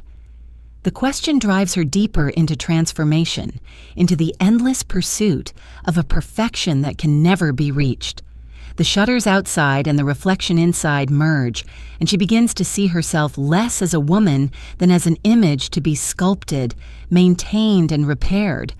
The surgeries accumulate like hidden scars, a lift here, an augmentation there, the subtle sculpting of flesh into myth.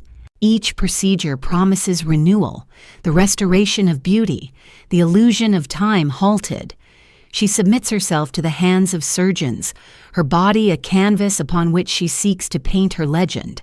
The swelling, the bruises, the pain, all are endured for the promise of admiration, for the reassurance that the image in the mirror will still command desire. She tells herself it is necessary that in a world where cameras wait at every corner, where her body is public property, she cannot afford to fade. Yet with each cut, each stitch, each adjustment, the line between Anna Nicole and Vicky Lynn grows fainter, blurred beneath layers of artifice. The shadow of Marilyn Monroe hovers always. The comparisons began with photographs, with curves and hair, with the play of light upon her skin. But they deepen with each choice, each transformation, each attempt to embody an image larger than herself. She dyes her hair brighter, styles herself in ways that echo the late star, adopts poses and expressions that evoke the same blend of innocence and allure. She's told often that she is the new Marilyn, the modern Monroe, and though the praise thrills her, it also haunts. For Monroe's fate is known, her life consumed by the same pursuit, her death a warning unheeded. Anna Nicole knows the parallel, yet she leans into it, perhaps believing that by embracing the likeness, she can claim the legend without inheriting its tragedy. Or perhaps she knows deep within that the path she walks may end the same, and she cannot turn away. The surgeries and transformations are not only for the public, but for herself. Each time she alters her body, she feels a momentary surge of control, a fleeting victory against the gaze that consumes her. She is not merely its victim, she is its participant, shaping herself into what it demands, wielding her beauty as both weapon and shield. But the victories are temporary, the control illusory, for the gaze is insatiable, always demanding more, always finding flaws, always comparing her not only to Monroe, but to her younger self, to the image frozen in magazines, to a standard that no flesh can sustain. The more she chases perfection, the further it recedes, leaving her weary, scarred, and uncertain. The tabloids feed on this pursuit. They print rumors of surgeries, photographs before and after, captions mocking her vanity. They speculate endlessly about her weight, her procedures, her appearance. She laughs sometimes, playing into the role, joking about her body, mocking herself before others can. But beneath the laughter lies pain, for beauty has become not joy, but burden, a demand that she cannot escape. She feels the pressure not only from the world, but from within, the internal voice that whispers she must remain radiant, adored, desired. Without beauty, who is she? Without resemblance to Monroe, what remains? The questions press upon her like stones, heavy, unrelenting. Her daughter grows during these years, still small, her innocence untouched by such burdens. Anna Nicole holds her close, studies her face, wonders what beauty will mean for her, what expectations will be placed upon her when she grows. She dreams of giving her daughter a life free from the gaze, free from the endless demand to be perfect. Yet she knows it may not be possible, for the child has already been drawn into spectacle, her very existence debated in tabloids, her paternity disputed in courts, her image photographed before she can even walk. Anna Nicole, who once longed to be seen, now wishes invisibility for her child, a life beyond the gaze. But the cameras wait, and the gaze is patient. In private moments, she strips away the makeup, removes the costumes, looks into the mirror at the face that remains. It is both hers and not hers, both familiar and strange. She sees Vicky Lynn, faintly, the girl from Mexia who once pressed her hand against a diner window, dreaming of escape. She sees Anna Nicole, the bombshell, the legend, the caricature, and she sees someone else entirely, a woman worn by grief, by surgeries, by addiction, by scrutiny. She wonders who she truly is beneath the layers and whether she has lost her way in the pursuit of being seen. The mirror offers no answers, only reflection, only the faint smell of powder in the air, the residue of performance clinging even in solitude. The surgeries do not end her longing. The comparisons do not cease. The gaze does not relent. She remains trapped in the cycle, each transformation promising relief, yet delivering only temporary satisfaction. Her beauty remains undeniable, yet it no longer brings her peace. Instead, it has become a battlefield, her body the terrain upon which desire, ridicule, and identity wage war. She stands before the mirror, brushes powder across her cheeks, adjusts her hair, tilts her head. The reflection smiles back, luminous, alluring, perfected. But when she leans closer, she sees the lines of weariness, the traces of pain, the shadows of sorrow.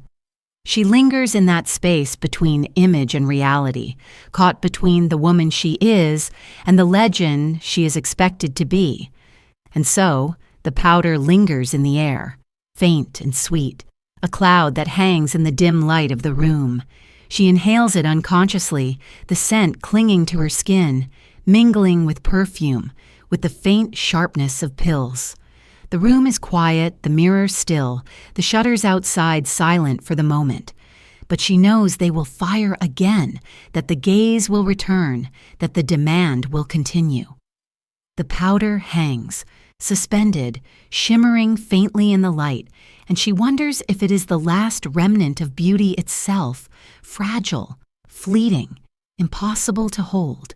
The faint cloud of powder lingers in the air, shimmering briefly before settling upon the surface of the table, upon the folds of her clothes, upon the papers that lie scattered in piles around her.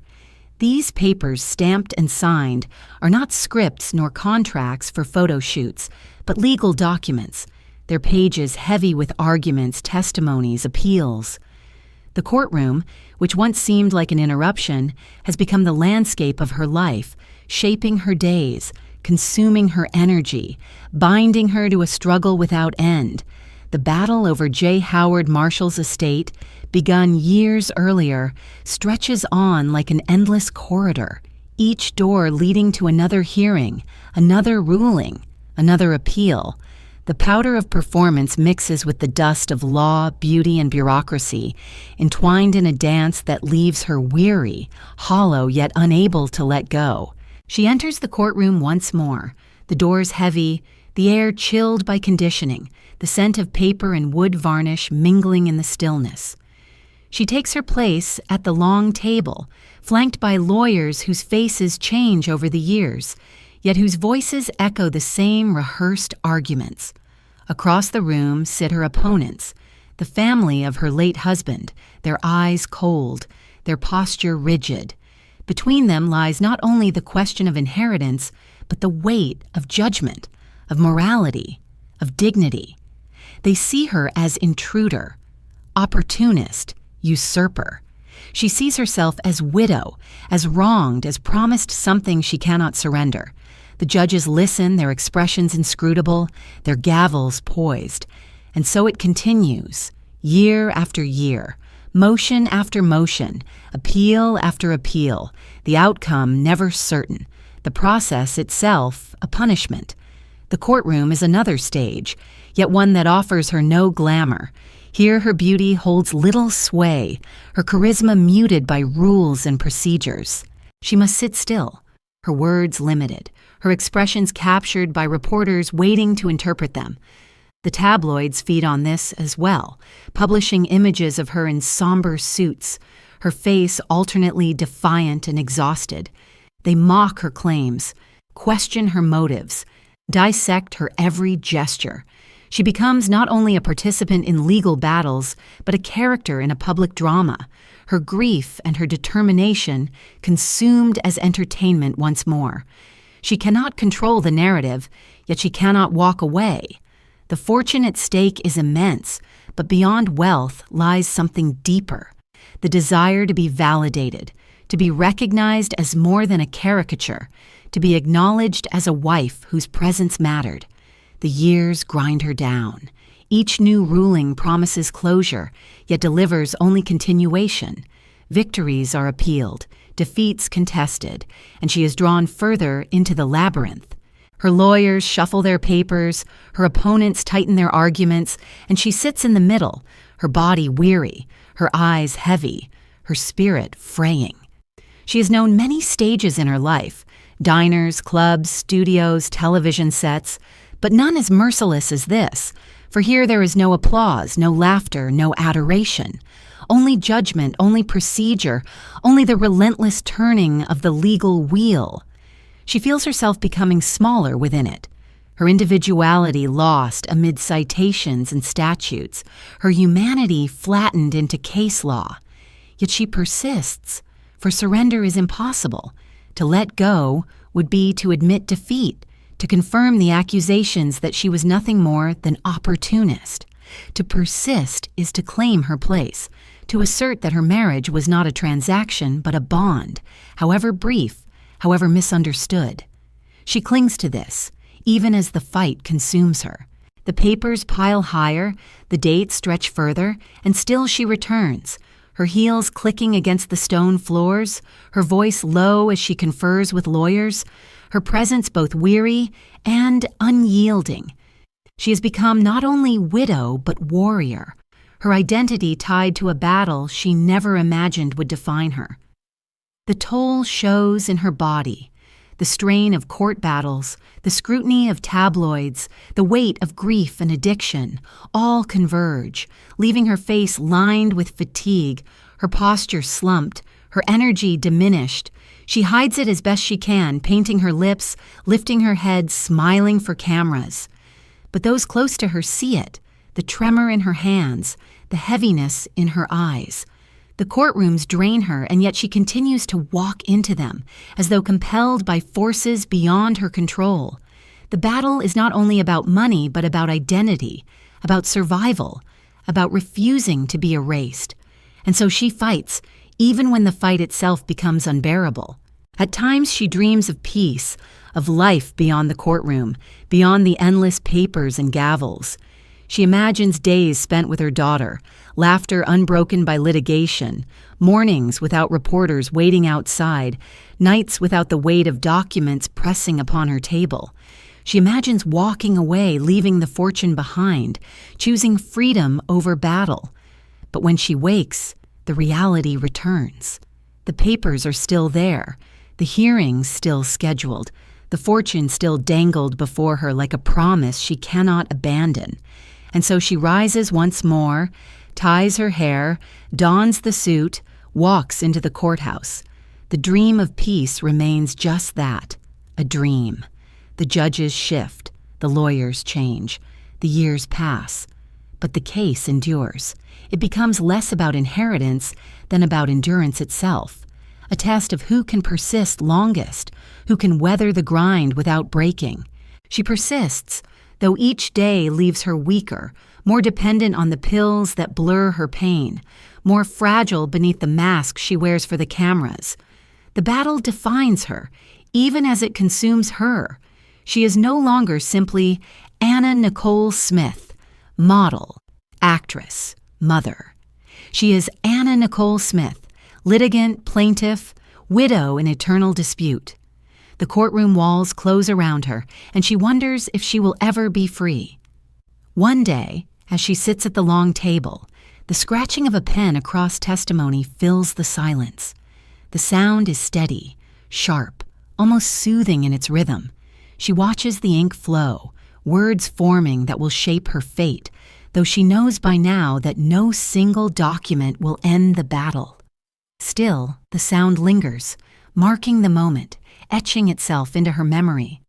The pen moves across the page, leaving behind black lines that seem both decisive and futile, binding her yet again to a cycle without end.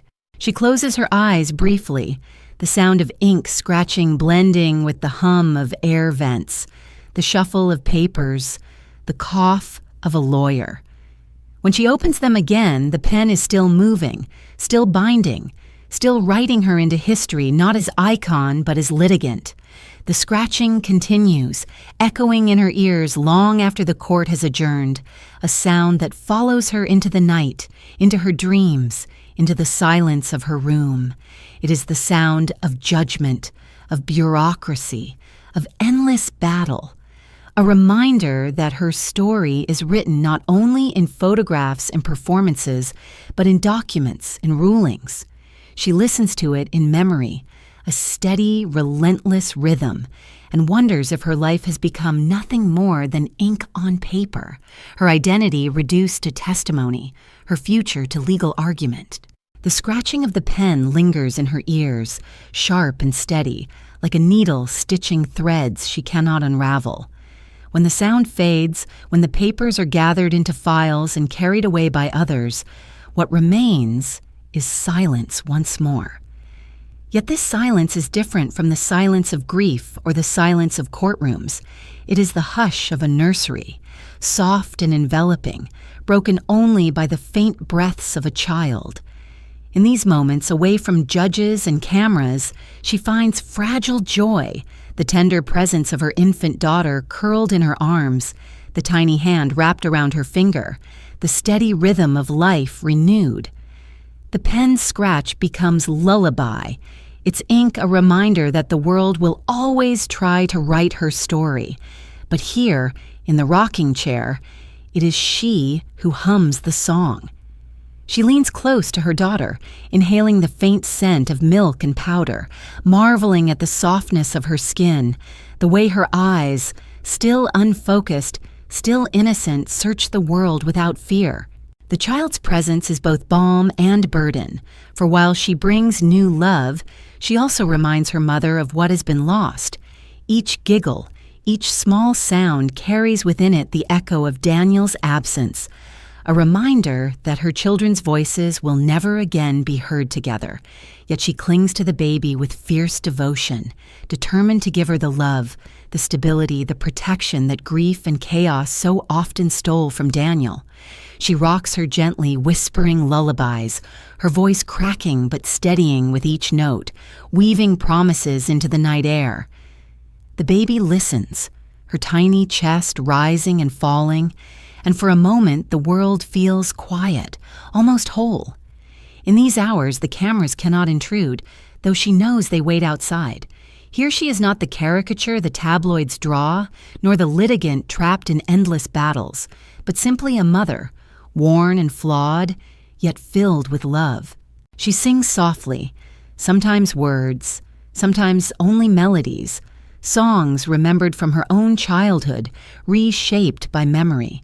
Her voice trembles, and tears often fall onto the child's blanket, but the child stirs, coos, and presses close, grounding her in the present. She marvels at the resilience of such small life, at the way her daughter's presence commands her attention, pulling her back from the fog of pills, from the weight of sorrow, from the endless noise of the outside world. For these hours she exists not as Anna Nicole Smith, but as Vicky Lynn once more, the girl who longed for love, now giving it fully, desperately to the child in her arms. But even here, shadows creep. The custody of her daughter becomes a subject of public spectacle, her private life once again consumed by courts, rumors, and speculation. Men step forward, each claiming to be the father, each demanding recognition, each feeding the tabloids with their stories. The battle over paternity becomes another headline, another drama in which her child is reduced to pawn, her motherhood questioned, her dignity eroded. She rages privately, weeps quietly, fights publicly, desperate to protect her daughter from the same gaze that has consumed her. Yet the more she fights, the louder the gaze becomes, the more the headlines multiply, the more the cameras swarm. Even her lullabies are haunted by the knowledge that outside the nursery, her daughter's life is already claimed as spectacle. She tries to shield the child, holding her close, covering her from flashes, whispering words of comfort. "You are mine," she seems to say with every gesture, "and I will keep you safe." Yet she knows safety is fragile, elusive. Her own life is a testament to how swiftly innocence can be lost, how easily love can be mocked, how relentlessly the world demands.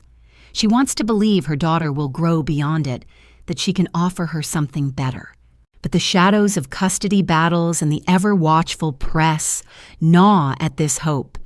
She rocks her child more fiercely, her voice rising with determination, as though the strength of her lullaby might build walls high enough to keep the world at bay. The bond between them is fierce, almost desperate. The baby's laughter is her light, her small fingers her anchor. She studies her daughter's face as though searching for signs of the future, for glimpses of who she will become. She wonders if she will inherit not only her features, but her burdens, not only her beauty, but the gaze that beauty invites. She prays it will be otherwise, though she is uncertain what prayers are worth in a life that has so often seemed cruelly scripted. Still she prays, whispering her hopes into the child's ear, believing perhaps that if spoken often enough, they may become real. The pills remain, of course, never far from reach. She hides them sometimes, ashamed to let them intrude upon this bond, yet she cannot release them entirely. They dull her grief, soften her exhaustion, blur her pain, but they also blur her time with the child, stealing clarity from the very moment she longs to savor. She knows this, and guilt coils within her, deep and unrelenting. She whispers apologies into the night, apologies her daughter cannot understand, apologies meant for Daniel as well, apologies meant for herself. Yet she continues, caught in the cycle of dependency, unable to break free, clinging to both her child and her pills as though they are lifelines. The one restores her, and the other erodes her. Her entourage watches, offering assistance, advice, intrusion. Some hold the baby with genuine affection, others linger with motives less clear. Lawyers, companions, friends, all circle around, their presence both comfort and suffocation. She longs for simplicity, for the quiet of being alone with her child, yet simplicity is no longer hers to claim. Every decision is scrutinized, every gesture reported, every bond contested. Still, she clings to what she can, cradling her daughter, whispering lullabies, rocking her in the quiet hours. These are the moments that sustain her, the fragile joy that glimmers amid shadows. In the nights when sleep comes uneasily, she watches her daughter in the crib, the faint glow of a lamp casting soft light upon her small face. She studies her, memorizes her, as though storing these images against the possibility of loss. The world has already taken too much from her, and she fears it may take more.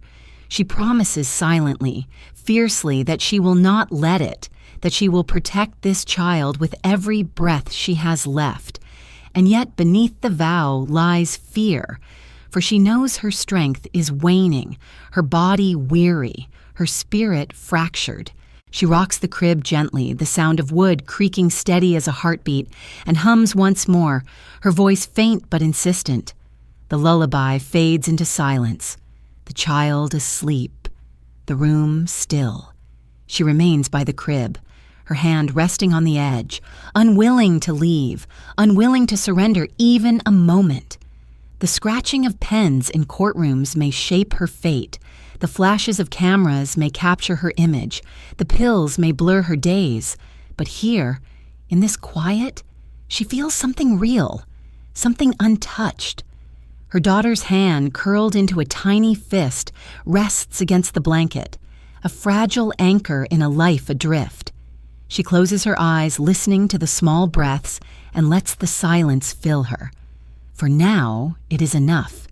For now, she is mother, wholly, completely, unmasked. The silence of the nursery lingers, soft and fragile, broken only by the faint breaths of her sleeping child.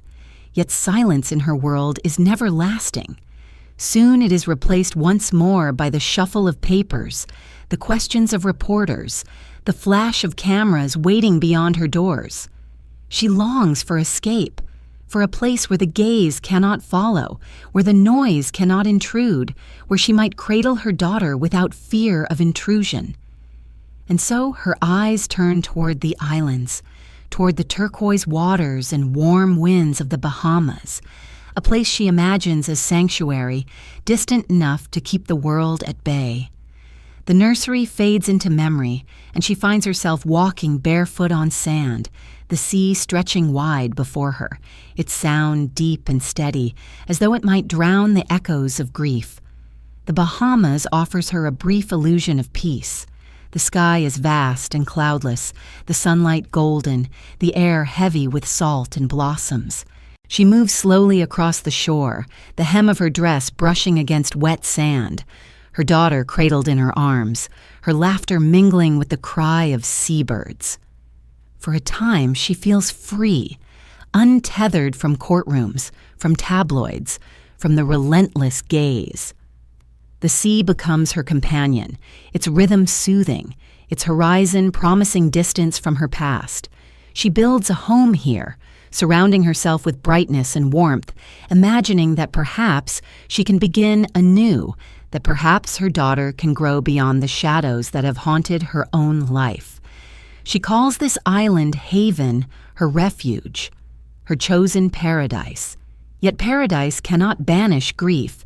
Each wave that breaks upon the shore reminds her of what has been lost.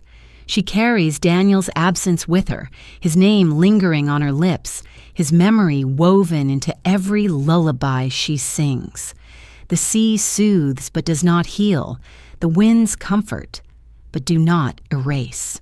At night, when the child sleeps, she stands again at a window, staring out at the dark expanse of water, hearing within its waves the echo of her son's laughter, the silence of his absence.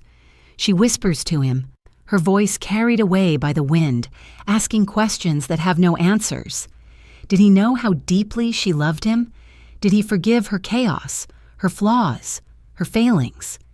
She waits for the sea to answer, but it offers only its endless rhythm, steady and indifferent. The cameras follow her even here, though she had hoped the distance would protect her. Photographers arrive, tabloids publish stories of her island life, rumors swirl of who surrounds her, who visits her, who claims her daughter as their own. The paternity battle follows her across the sea, the courts extending their reach, the headlines never ceasing. She thought the ocean might serve as a wall, but instead it becomes another stage, her paradise consumed by the same hunger she tried to escape. She walks the beaches, her daughter in tow, and still the shutters fire, capturing her solitude, her weariness, her attempts at joy. The sea cannot protect her from the gaze, it can only reflect it, its surface flashing with light as though mocking her longing for invisibility. Still, she clings to moments of beauty.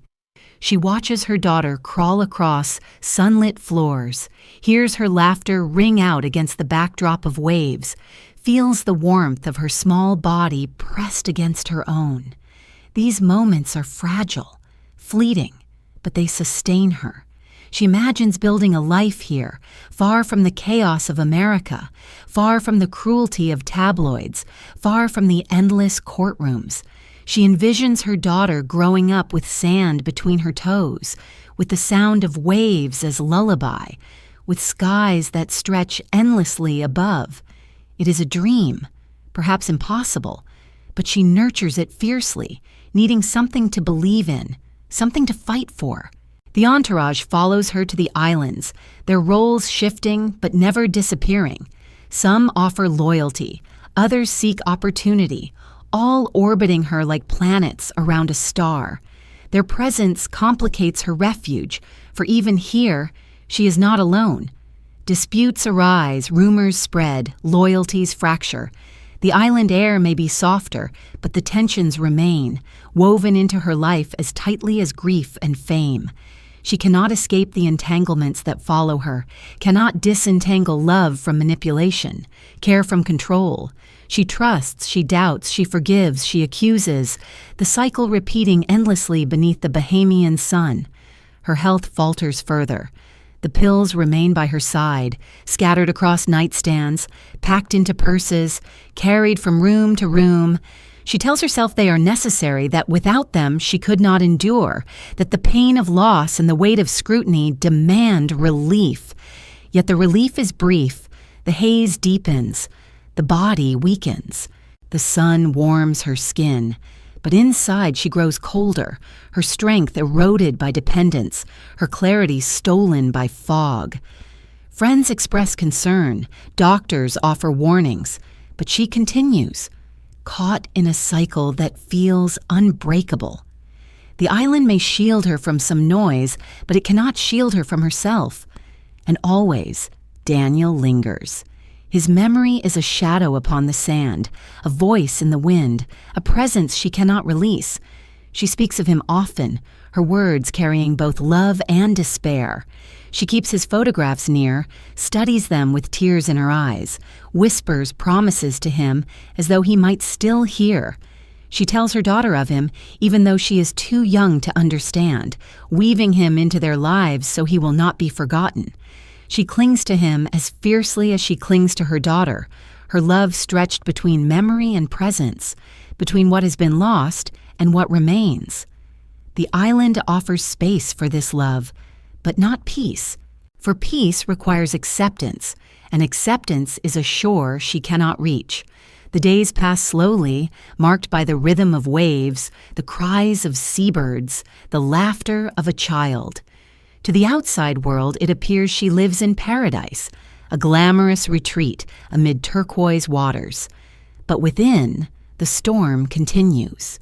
Grief and dependence swirling, the weight of scrutiny pressing even across the sea. She smiles for cameras when she must, laughs for companions when she can, but at night she stands again at the window, her hand pressed against the glass, staring into darkness. The sea spreads before her, vast and endless, its surface glittering faintly beneath the moon. It offers no answers, only questions, only reflections of the sorrow she carries.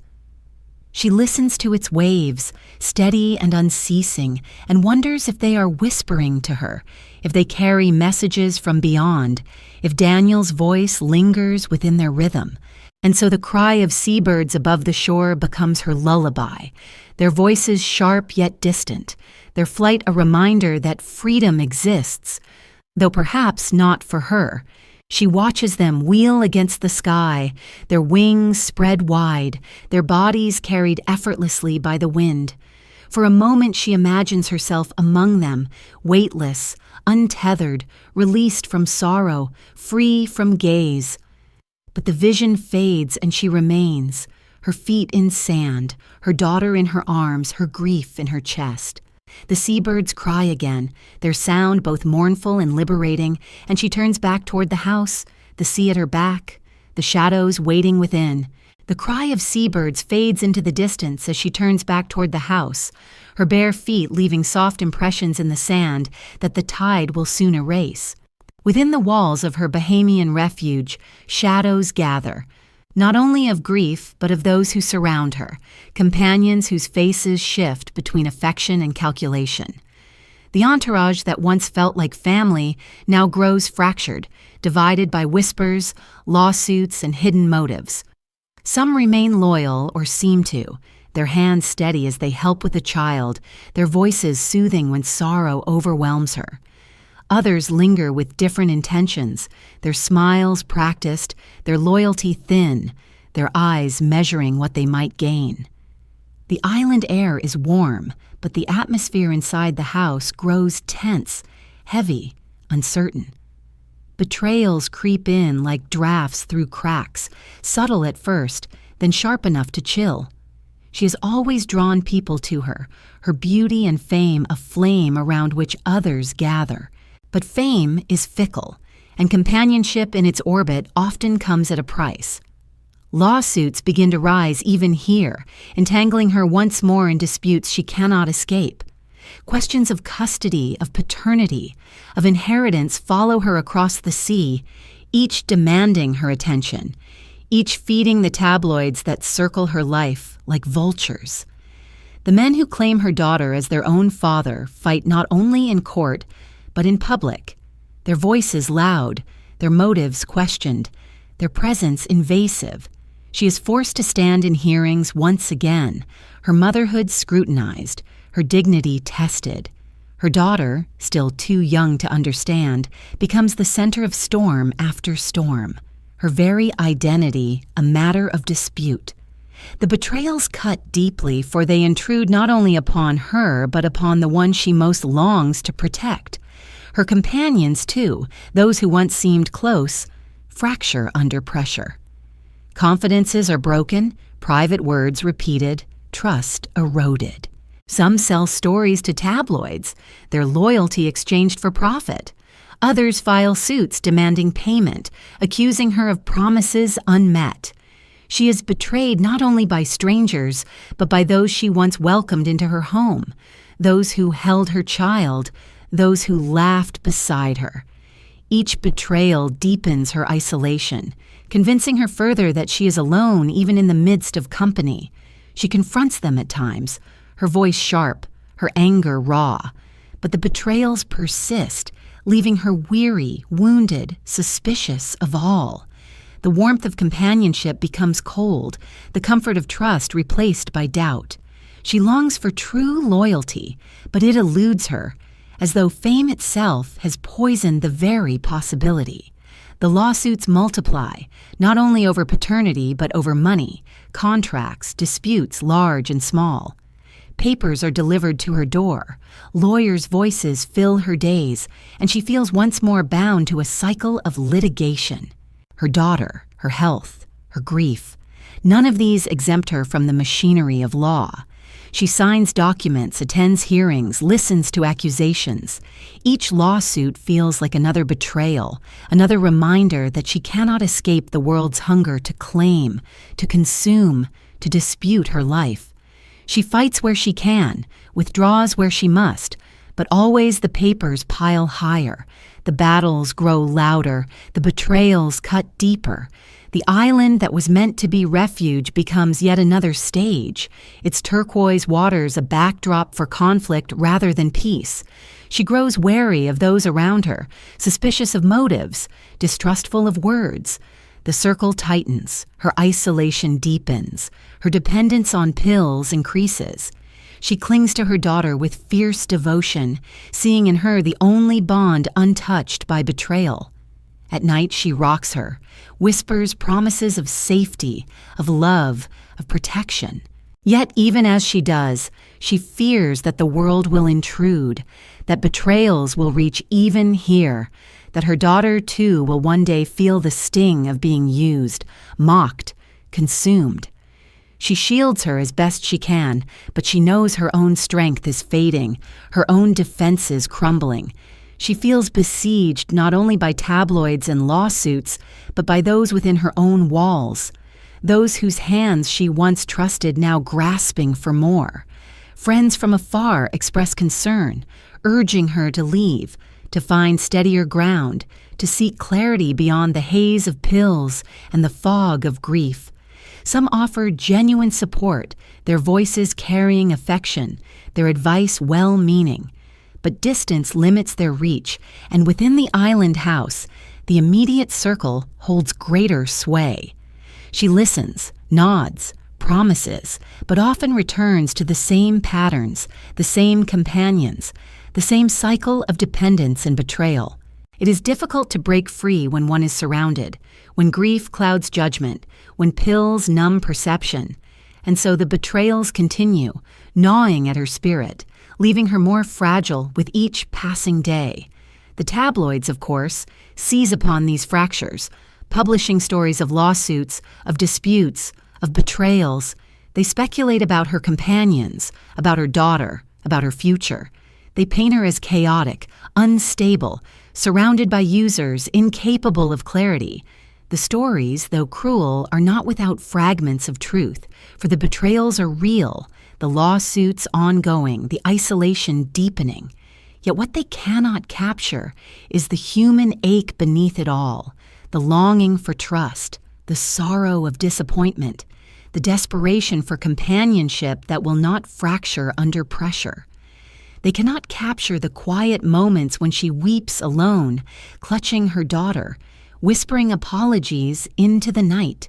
They cannot capture the loneliness that lingers even when surrounded by others. And so she retreats further, her world narrowing, her circle shrinking, her trust eroding. She speaks less, doubts more, drifts deeper into haze. Her laughter, once bold and excessive, grows rarer, replaced by silence, by suspicion, by exhaustion. The betrayals have wounded her, not only in court, but in spirit, convincing her that loyalty may not exist, that trust is a dream too fragile to survive. She clings to her daughter more fiercely than ever, her love burning even brighter amid the darkness. Yet even here, fear lingers, for she knows her own fragility, her own vulnerability, her own inability to protect fully. She rocks her child, listens to the phone ringing unanswered in another room, and wonders if she has already been abandoned, if she has already lost more than she can bear. The phone rings again, shrill in the quiet, echoing down the hall. She does not rise to answer it. The sound fills the house, unanswered, unresolved, another reminder of distance, of silence, of betrayals that leave calls unreturned. She holds her daughter closer, as though the embrace itself might drown the sound, as though love might shield her from all the fractures that surround them. The phone continues to ring, steady, insistent, and then falls silent, leaving only the sound of waves outside, the cry of seabirds faint against the horizon. The unanswered phone falls silent, its ring dissolving into the hush of the house, but silence does not soothe her. It presses close instead, heavy and suffocating, amplifying the throb of her heart and the restless churn of her thoughts. Silence follows her beyond the island, into hotels where curtains are drawn tight against the daylight, where the hum of air conditioners fills the emptiness, where the air carries the faint scent of antiseptic mixed with perfume. These rooms are meant for rest, yet they feel like waiting chambers, spaces where time slows, where she drifts between waking and sleep, between presence and absence. Here she collapses not only in body but in spirit, her dependence on pills deepening until the haze becomes almost constant, her refuge and her undoing entwined. The hotel corridors stretch long and quiet, carpets muffling footsteps, doors closed against view. Within her room, bottles clutter the nightstands, scattered without order, labels blurred by repeated handling. Each bottle promises something: rest, ease, escape. And she reaches for them with the familiarity of ritual. The clink of pills against glass, the rattle of caps, the weight of tablets in her palm, all become part of her daily rhythm. She swallows them not only to numb pain, but to blur the hours, to drift away from the weight of grief, from the sting of betrayal, from the hunger of tabloids that refuse to relent. She drifts into sleep, wakes groggy, swallows again, her body caught in a cycle too strong to break. The hum of the air conditioner grows louder, as though mocking the silence she once sought. Her companions hover, some offering care, others watching with unease. They see her stumbling, her speech slurring, her energy fading. They urge caution, suggest moderation, but she shrugs them off, her need too deep, her sorrow too raw. Some indulge her, supplying what she asks for, keeping the bottles filled, believing it kinder to soothe her than to deny her. Others worry silently, their concern unspoken but present in their eyes, their hesitation in their hands. But no one truly stops her, and perhaps no one could. She is Anna Nicole, larger than life, commanding, defiant. To intervene is to risk her anger, her dismissal, her withdrawal. And so the cycle continues, the haze thickens, the rooms grow quieter. The tabloids do not stop at the hotel doors. They speculate about her state, publish photographs of her appearing dazed, interviews where her words wander, appearances where her body seems unsteady. They mock her, pity her, dissect her. The woman who once embodied glamour is now portrayed as cautionary tale, her descent consumed as spectacle. Yet what they cannot show is the quiet within the hotel room, the sound of her daughter's cries in the night, the way she still rocks her gently, her love undimmed even in her haze. They cannot show the way she clings to photographs of Daniel, pressing them to her chest, whispering his name through tears. They cannot show the depth of her exhaustion, the way grief erodes even the strongest resolve. They show only fragments distorted into narrative, consumed without understanding. The legal battles persist even as she weakens. Papers arrive, lawyers call, hearings loom. She sits at hotel tables strewn with documents, her signature shaky, her attention fleeting. The words blur, the arguments repeat, the fight drags on. She feels herself losing not only the battle, but the will to continue it. Yet she cannot step away. The fortune remains out of reach, the validation withheld, the cycle unending. She signs where they tell her, nods when she must, then retreats once more into the haze. The scratching of pens, the shuffle of papers, the hum of air conditioners, all merge into a single monotone, the sound of a life unraveling within walls too sterile to offer comfort. Her daughter remains the fragile light amid the shadows. She holds her close, feeds her, rocks her, whispers lullabies. The child's innocence anchors her, pulling her back from the edge again and again. She kisses her soft hair, studies her small face, marvels at the way she clings without question, without judgment. In these moments, she feels both immense love and immense fear. Love for the child is her hope, her reason, her redemption. Fear, for she knows her own fragility, her own dependence, her own vulnerability. She wonders if she can protect her, if she can remain long enough to see her grow, if she can withstand the weight pressing upon her. She whispers promises, fierce and desperate, that she will always be there. Yet even as she speaks them, doubt coils within, whispering otherwise. The entourage, fractured and strained, fuels her unease. Arguments erupt in the quiet halls, accusations flare, loyalties shift. She senses betrayal even here, within the walls of her refuge, within the company of those who claim to love her. The lawsuits, the disputes, the whispers of ulterior motives all reach into the hotel rooms, invading the silence, unsettling her spirit. She grows more suspicious, more withdrawn, more fragile. She trusts no one fully, clings only to her daughter, her pills, her memories. The rest feels uncertain, unreliable, dangerous. The walls close tighter, the silence heavier, the haze thicker. She drifts often between sleep and waking, her dreams vivid, her reality blurred. In her dreams, Daniel returns, his laughter filling the room, his hand resting gently on her shoulder. She sees him clearly, feels his presence, hears his voice. Waking is cruel, the realization of his absence striking her anew each time. She swallows more pills to chase the dream, to return to the space where he is alive, where she is whole, where sorrow does not press so heavily. The dreams become her refuge, the waking world her torment. The line between them grows thin, fragile, uncertain. She moves through her days, half asleep, half awake, caught between memory and reality. The hotel room grows colder, despite the hum of machines, despite the warmth of sun beyond the curtains.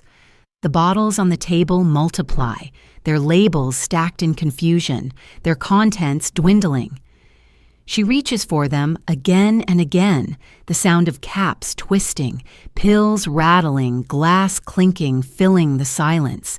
It is a sound that has come to define her nights, a rhythm as steady as the hum of air conditioning, as relentless as the waves outside. She swallows, drifts, wakes, swallows again. The cycle is endless, the haze unbroken, the silence heavy. Her body weakens, her spirit fades, her presence lingers but dimly. She is still Anna Nicole, still mother, still woman, but she is also shadow. Her life collapsing quietly within walls that echo only with machines. The air grows heavy, the silence thicker, the hum of the air conditioner steady in the night. It is a sound that fills the room, low and constant, masking the absence of laughter, masking the ache of grief, masking the sound of her own breath as it slows, as it drifts, as it falters. The hum of the air conditioner fills the night, steady and indifferent, a machine's rhythm that neither quickens nor slows, that pays no mind to sorrow or joy. In the dimness of the hotel room in Hollywood, Florida, its sound becomes the backdrop to her final hours, masking the quiet collapse of a body and spirit long wearied by grief, addiction, and the relentless gaze of the world. February 8, 2007, dawns like any other, sunlight pressing faintly at the edges of heavy curtains, muted and hesitant, as though uncertain whether it should intrude. The room is thick with silence, broken only by that low hum, by the faint rustle of sheets, by the occasional sigh of a woman drifting between waking and a haze too deep to resist. She lies upon the bed, her body surrounded by bottles and papers, fragments of a life too tangled to be contained. The air smells faintly of antiseptic, perfume and medicine, an unnatural blend that speaks of both care and decline. Those around her sense something amiss, but the signs are subtle. The line between weariness and collapse, blurred by years of dependence.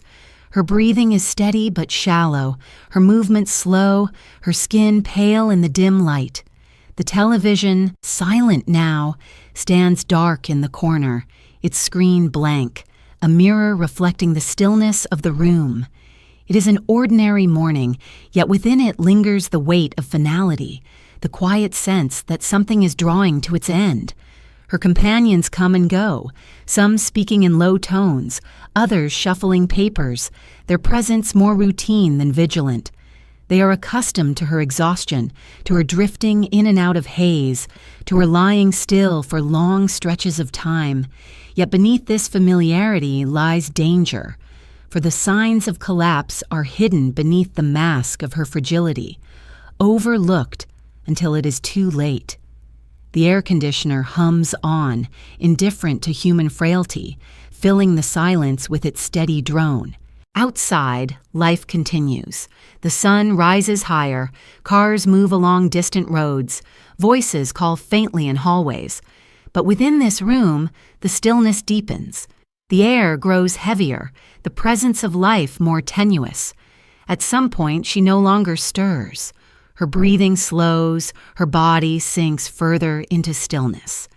Those nearby begin to notice, their voices sharpened by unease, their movements quickened.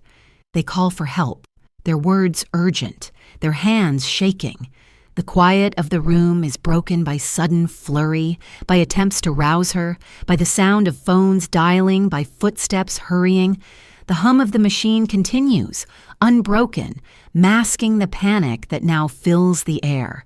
Time, once sluggish, becomes frantic, each second stretched thin, each breath uncertain. They find her unresponsive, her body still, her face pale, her spirit already drifting beyond reach. The paramedics arrive, their equipment rattling, their voices firm, their hands practiced. They work swiftly, their movements efficient, their commands sharp. They press upon her chest, force air into her lungs, inject life into her veins. The room is filled with urgency, with the clang of metal, the hiss of oxygen, the murmur of voices measuring time. Yet despite their efforts, despite the science and skill brought to bear, life does not return. Her body remains unyielding, her spirit gone. The room falls into silence once more, the air heavy with finality. The machine hums still, indifferent, the only sound that endures. And so it ends, quietly, without spectacle, without applause, without the gaze of the cameras that so long pursued her. She is 39 years old. The newspapers will call it sudden, shocking, scandalous. The tabloids will feast on it, framing her death as cautionary tale, as tragedy, as confirmation of the caricature they had drawn of her. They will print photographs of her final days, speculate endlessly about the pills, the entourage, the circumstances. They will compare her once more to Marilyn Monroe, drawing the parallel to its inevitable conclusion. To the world, her death is story, headline, spectacle. But within the quiet of that room, it is simply the end of a woman who once longed to be seen, who once pressed her hand against a diner window, who once rocked her children in her arms, who once dreamed of escape. It is the end of a life lived in pursuit of light, consumed by shadow, remembered in fragments both tender and cruel. Her daughter remains, too young to understand, too small to grasp the absence. She will grow up not with her mother's arms around her, but with memories constructed from stories, from photographs, from whispers. She will inherit not only her mother's name, but her legacy, the weight of a life both adored and mocked. She will learn of the woman who bore her, who loved her, who collapsed too soon. She will carry forward, perhaps shielded, perhaps burdened, perhaps both. And Daniel, gone before her, waits in memory, his absence now joined by hers. The bond between mother and son sealed forever in loss. The children remain her truest legacy, one absent, one present, both bound to her story. The hotel room empties slowly, the noise fading, the urgency subsiding. Sheets are smoothed, bottles gathered, papers filed away. The air remains heavy, the hum of the machine still steady, the silence deep. The world outside continues, unaware for now, but soon the news will spread. The headlines will scream, the cameras will flash, the spectacle will resume. but she will not be there to perform. For the first time, Anna Nicole Smith is beyond the gaze, beyond the performance, beyond the endless hunger of the world. She lies still, her story closed, her life sealed. The hum of the air conditioner continues, steady, indifferent, filling the silence of a room that has borne witness to both her final breath and the quiet release of her spirit. And so, the door closes softly behind those who leave, the room left in stillness, its curtains drawn, its air heavy. The end has come, sudden yet long prepared, cruel yet inevitable. The woman who once dazzled the world, who once laughed too loudly, who once wept too deeply, who once reached for everything, lies now in silence. The hum of the machine lingers, steady, endless, filling the emptiness with its indifferent song. Outside the door, footsteps fade. Within, there is only stillness, only silence, only the echo of a life that burned brightly, too briefly, and is now no more. The hotel door closes softly, and behind it the silence lingers, heavy and unbroken. Within that silence lies the end of a woman who once filled rooms with laughter, who once drew the gaze of millions, who once seemed larger than life itself. Now, she is gone, and what remains is not her presence, but her absence, not her voice, but the echoes of all she left behind. The world beyond the door stirs restlessly, though it does not yet know. Soon the news will travel, swift and sharp, carried by voices and wires, plastered across pages filling the airwaves. Soon her death will be consumed as her life was, transformed into headline and spectacle, debated and mocked, mourned and exploited. But for this brief moment in the stillness of the closed room, there is only quiet. The fragile peace of finality, the gentle release of a spirit no longer pressed by sorrow. The world reacts as it always does, with fascination dressed as grief, with mockery dressed as commentary, with hunger that does not cease even in death. The tabloids rush their covers, their headlines screaming of overdose, of scandal, of parallels to Marilyn Monroe. Photographs are printed, television hosts speak in hushed tones, commentators dissect the circumstances. Some mourn sincerely, recalling her beauty, her humor, her vulnerability. Others gloat, framing her death as inevitable, as if tragedy were the only script she could have followed. Her life, complex and contradictory, is flattened once more into archetype. The blonde bombshell undone by excess, by grief, by fame. The nuance of her humanity is lost, replaced by myth, by caricature, by narrative more convenient than true. Yet within the spectacle, her image persists, luminous and haunting. Photographs of her smile, her laughter, her dazzling presence still shine, reminders of the woman who once captivated the world. Her story is retold, not only as scandal but as tragedy, not only as cautionary tale, but as mirror of a culture's insatiable hunger.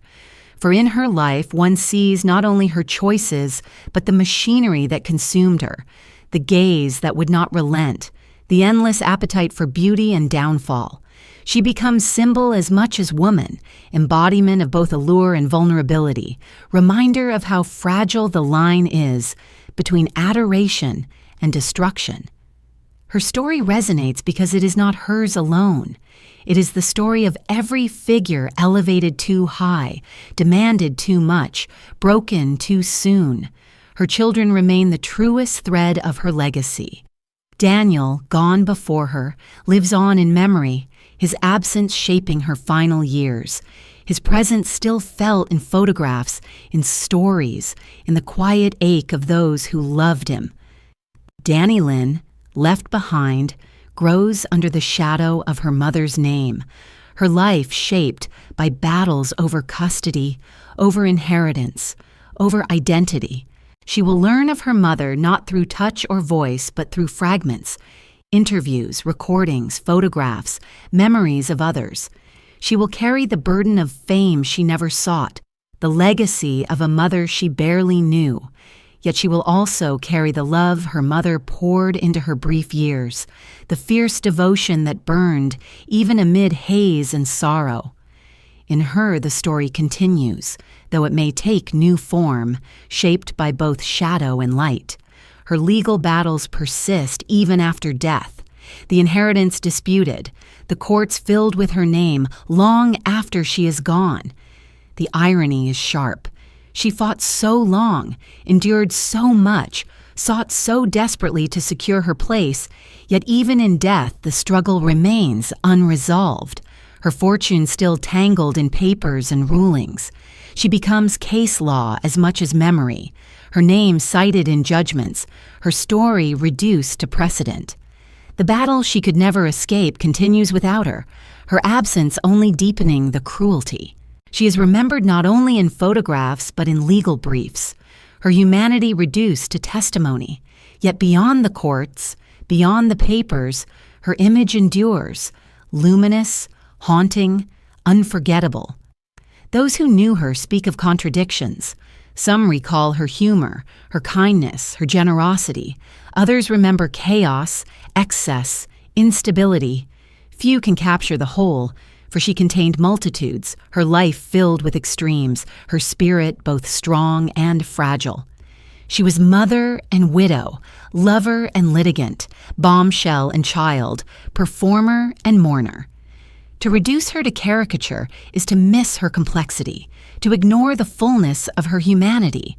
She was both spectacle and soul, both legend and woman, both dazzling and broken.